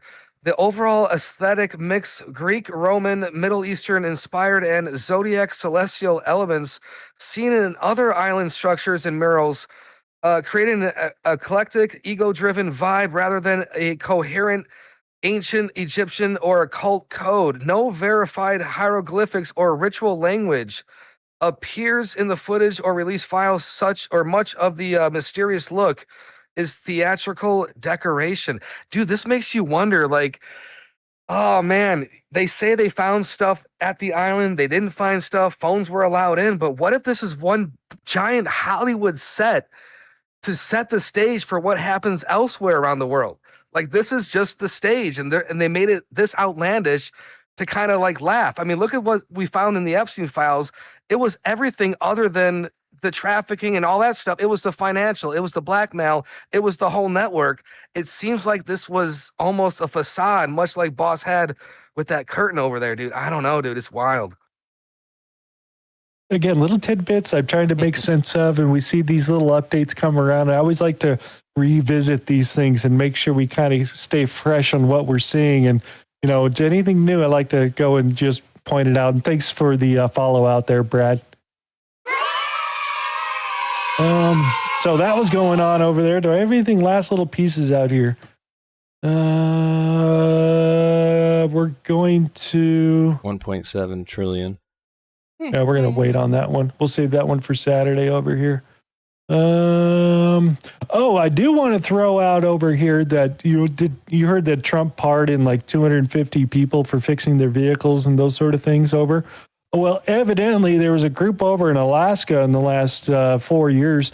They were fixing vehicles, and EPA has these DEF things and smog this, and well, at 30 below, dude, that shit don't work. So these guys figured out how to hack all these vehicles to keep these vehicles running 24 hours a day, so they don't have to worry about them breaking down and doing all this weird stuff. So yeah, it's 30 below, and it's the middle of winter, and so the EPA shows up and raids everybody and is going to prosecute everybody for doing this smog stuff up in Alaska and removing all this stuff. So Trump stepped in and gave them all a pardon for doing any of that, and then there's going to change the regulations for a lot of that. So those types of farm regulations are allowed up in colder climates. Dude, but EPA showed up, guns, dude, FBI kicked in doors, arrested like a whole bunch of people in a garage and a whole bunch of that, dude. It was crazy. Hell yeah. They need to do the same about food, fruits and vegetables, allow people to make them on their own property so that way nobody can ever ban it. Yeah. The only other thing I'm going to throw out there, and we're going to dig it a little bit into it a little bit more, that Atlantic just ran a piece called "The Age of Reading is Over." And basically the current generation of our new kids going through the educational system are falling farther and farther behind, a lot worse than a lot of people think. That, I don't even think they got 10% reading at the grade level here in the United States, how bad it is. I mean, we all remember we grew up as kids, hooked on phonics worked for me. I'm not the best reader whatsoever, but I was on that shit for a very, very long time. So you were on that stuff? Yeah, dude, I remember that as a kid back in the 80s and shit. Oh, yeah. We even had the whole hearing test and all that weird stuff people start talking Did about. You get that neon pink drink? Did you get? No, never drank that. Never even heard that. But I do remember doing the sight test and the hearing test, even up to like almost, I think, the second to last year in high school. So it's like there was a feeling at least. Test too, where you had to put your hand inside of a thing and you didn't know what was in there, but you had to feel it and describe what it was. You don't remember that one? No, I don't remember that one. I remember going on the trucks doing the hearing, which I always thought was weird. Why does the U.S. government care if the kids can't hear? I mean, your parents would figure that out a long time ago. And of course, visual sights and all that. But that was part of that, the SAT program. What do they call it? GATE program. Thank you. Part of the GATE program. So other than that, that's all I got on that. I do got some stuff built up for Saturday about that whole, you guys hear about the building that's falling in New York? Oops. Yeah, that Chinese steel. Oops. No, they built a building on top of a building and didn't upgrade the building. Pfizer style. Really? Yeah, so we're going to talk about that on Saturday. I mean, I didn't know that the fire department has a special computer guided whatever system they stick out in the street, and they could tell within a fraction of a millimeter how fast a building is moving. Yeah, I didn't know that either. Interesting technology that they had over there. So we'll get into more of that. That's happening over there. What else did I have hiding in here? We'll save the rest of that. That's out there. It's going to get interesting. So anything else you guys want to throw out, talk about, make comments on? We appreciate everybody out there in chat, always participating, leaving comments in the video. Make sure you get a chance to hit the thumbs up button and leave a comment in the bottom of the video. It's all metrics there now currently tracking, so make sure you get active. Anything else you guys want to throw out? Just a couple thank yous. Daniel Turgeon dropped a $2 super chat earlier. It says, guys, you need to look into US Dot Foundation. And I think I did earlier. I think that was wasn't that the Muslim Center where they were making it? I'm going to look into it again, but I think that was the Muslim Bank. But I'll definitely take a look into that later. Excuse me. But thank you for that. And then Liberty or Death 56 and Matrix Codebreaker both rated me earlier, so thank you for that. If you guys are around still, Lee337Q dropped in a subscription to the channel or gifted one, so thank you for that, Lee337Q. And then also Real Chris Cockrell also gifted a subscription out to the channel. So I do thank you, fine ladies and gentlemen, very mucho. And Hulk and Tron, you can do your thank yous, and I'm going to mute you and go do my thing. Yeah, no problem. Here, I'll do you guys. All right, ladies and gentlemen. So, as normal,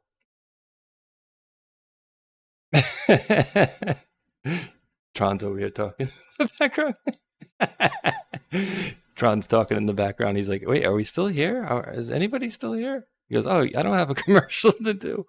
All right, guys and girls, we hear a lot about crypto, but here's the part most people miss. Crypto was created so you could actually own and control your own money.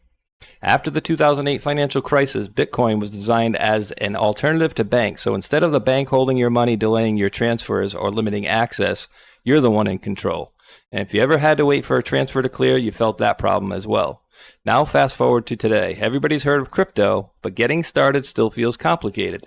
That's exactly why I use Rumble Wallet. It takes all that complexity and makes it simple. Choose what you want: Bitcoin, dollar-backed stablecoins, or even digital gold backed by real gold. No complicated setup. It connects with MoonPay, so you can use your credit card, debit card, or bank and be up and running in minutes. And once you're set up, you can even support your favorite Rumble creators like us directly. So do this now. Scan the QR code or click the link in the description box and download Rumble Wallet. From there, you can set up your wallet, tap buy, and you're in the game. And in just a few minutes, you can go from hearing about crypto to actually owning some. Boom. Boom. So thank you for those of you guys out there who have checked out that stuff. Now, you there yet? Are we there yet? Are we there yet? Yeah, I was hanging out. There we go. Hey, you muted, I muted, and then I could hear Tron going, hello? Dude, y'all left me alone, dude. Then I had to know what mute to and do. just improvise. Yeah. It was funny. I'm going to drop the cold pills out there as long as I'm just leaving that room over there. Gotta find the button. Don't forget a raid. Find a raid. Anybody out there worth raiding, guys and gals? I know a lot of the viewers in the chat, some of you guys and gals go from show to show. Spit, choke, and puke. I was looking for that earlier, and I simply cannot find that Muriel Bowser post or Donna Brazil. I think they scrubbed it. They must have scrubbed it. I'll have a screenshot or something. I know that for sure somewhere. I just have to dig it out. Right. So I'm going to go look for that, and then I'll see if I can get that back for you. See because it showed up at a Q post, right? If I remember. Wasn't there reference into Bowser talking about the situation or something? Not like, oh, here's the post, but as of Q referencing the There situation. was a reference to those two meeting. Yeah. Yeah, because that's when we found the post. Mhm. I remember seeing it. I've seen it. Yeah, There's- it's there. So I'm going to go dig it out, see if I can find it for you guys so we get at least some backup over there on that side. Anything else we should throw out? Oh yeah, I'll be live tomorrow at noon with Ghost and Mike, and then I will raid folks into Mr. Rambo's show. So yeah, 12 to 2 tomorrow, 100% locked in, about to set the live just after we're done here. All I'll be right. live tomorrow night for Friday Funnies. That is at 9 Eastern. And we're going to laugh. We're going to have some fun. And we will laugh. We'll I'll see if I can laugh. get Dave to raid you after that. That'd be sweet. What time Oh, do and you go shout till? out to me and Space Shot number 6-7 on the weekend No of shit. the 250th anniversary of our country. We both hit 6 and 7 on that night or that morning. So I caught it. I got the screen shot. For the Awesome. For the 4th of July On celebration Rumble show thing? leaderboard. Yeah. Yeah, that was cool. We hit our Sunday shows. We're on there. 6-7, For the 6-7. Yeah. I'll tell my son or any teenager. I still don't get that joke, but we'll save that one Yeah. for being later. So Tron, you want to do your exit? Yeah, guys, thank you for an awesome show. Double header. We had a great afternoon show as well. And as always, we're not going to know what happens next. But thank you guys so much for keeping with us all these years. And whether there's 8, 9, 10-year deltas, we're taking back our country each and every day. And most importantly, like I said 1,000 times, we're in good hands, baby. That not another 4-year election. Here comes the bounce back. Here comes the retribution.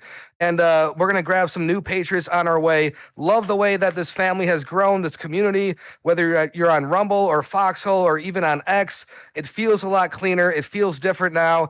And especially after America's 250, guys, this is for us. This is for the patriots of the past, present, and most importantly, the future, guys. You have kids. I know Space Shot, Hulk, and me, and a lot of you guys in the chat have kids or grandkids.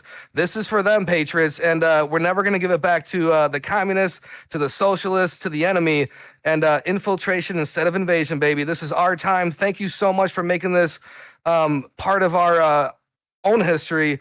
And looking forward to the future. Thank you guys so much. Thank you, Hulk, for putting this together. Space Shot, always awesome.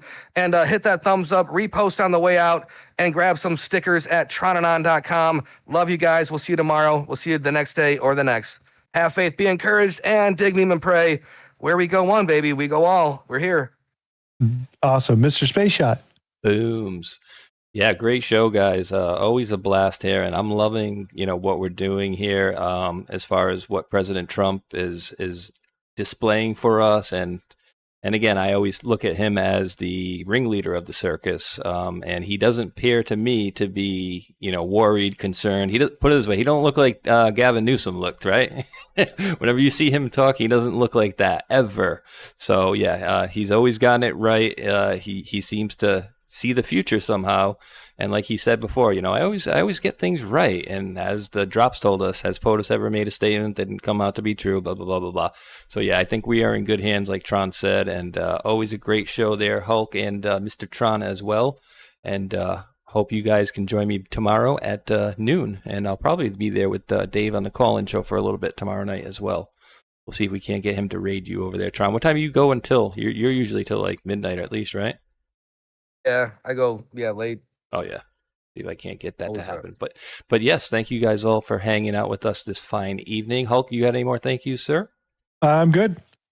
All right, ladies and gentlemen, we do, of course, appreciate each and every last one of you wonderful world patriots for tuning in out there. And until that next one, thumbs up, like, and subscribe.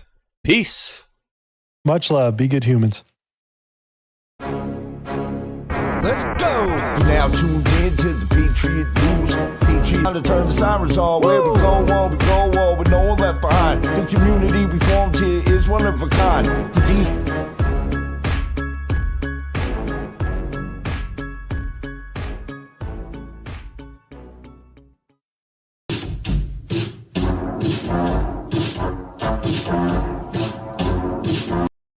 Remember, on the Rumble side, you guys can stick around and hang out for another song, but it's going to be a little delay after the intro, and don't worry, I'll start this one over.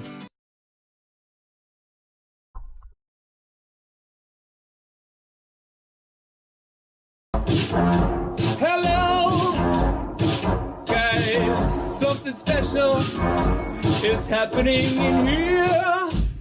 That's right, it's brackets and jackets. Bringing it back for brackets and jackets. Special Epstein Island edition. That's right, folks. Epstein, Jeffrey Epstein, the man with the island, which is suspiciously close to Haiti. That's right.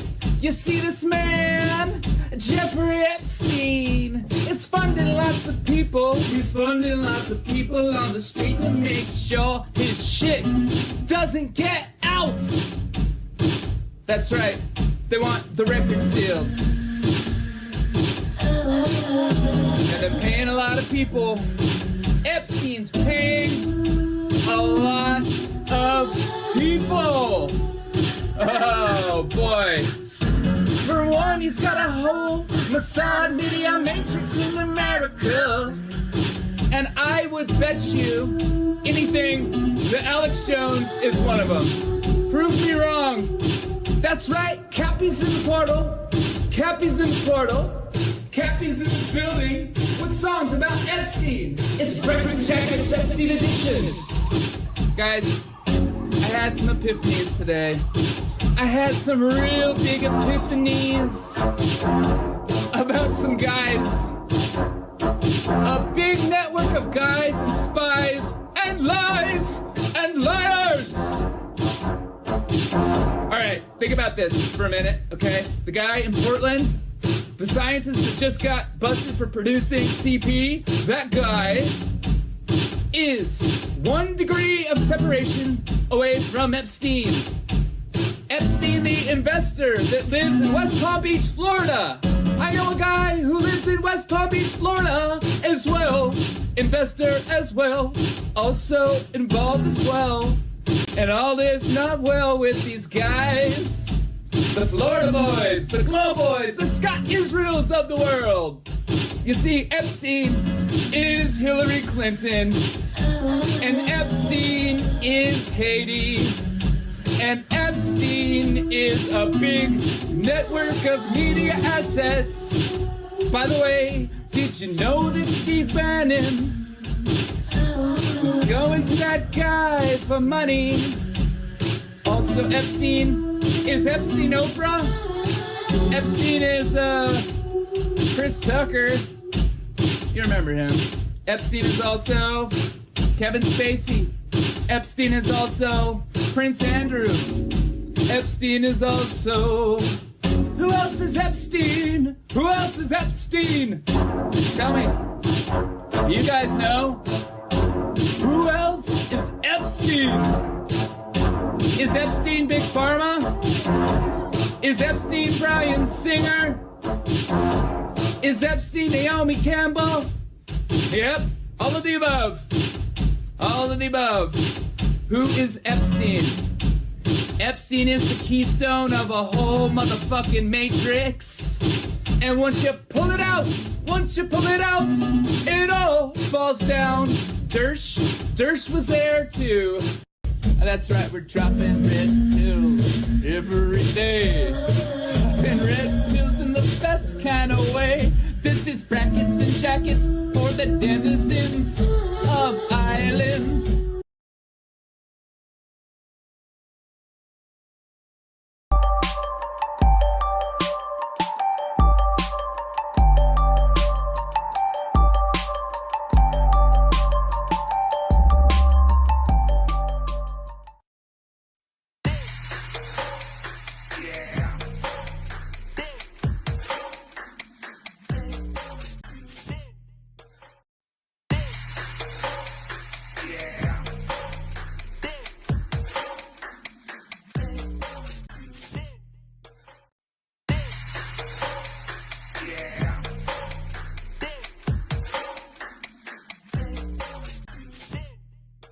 You could see it.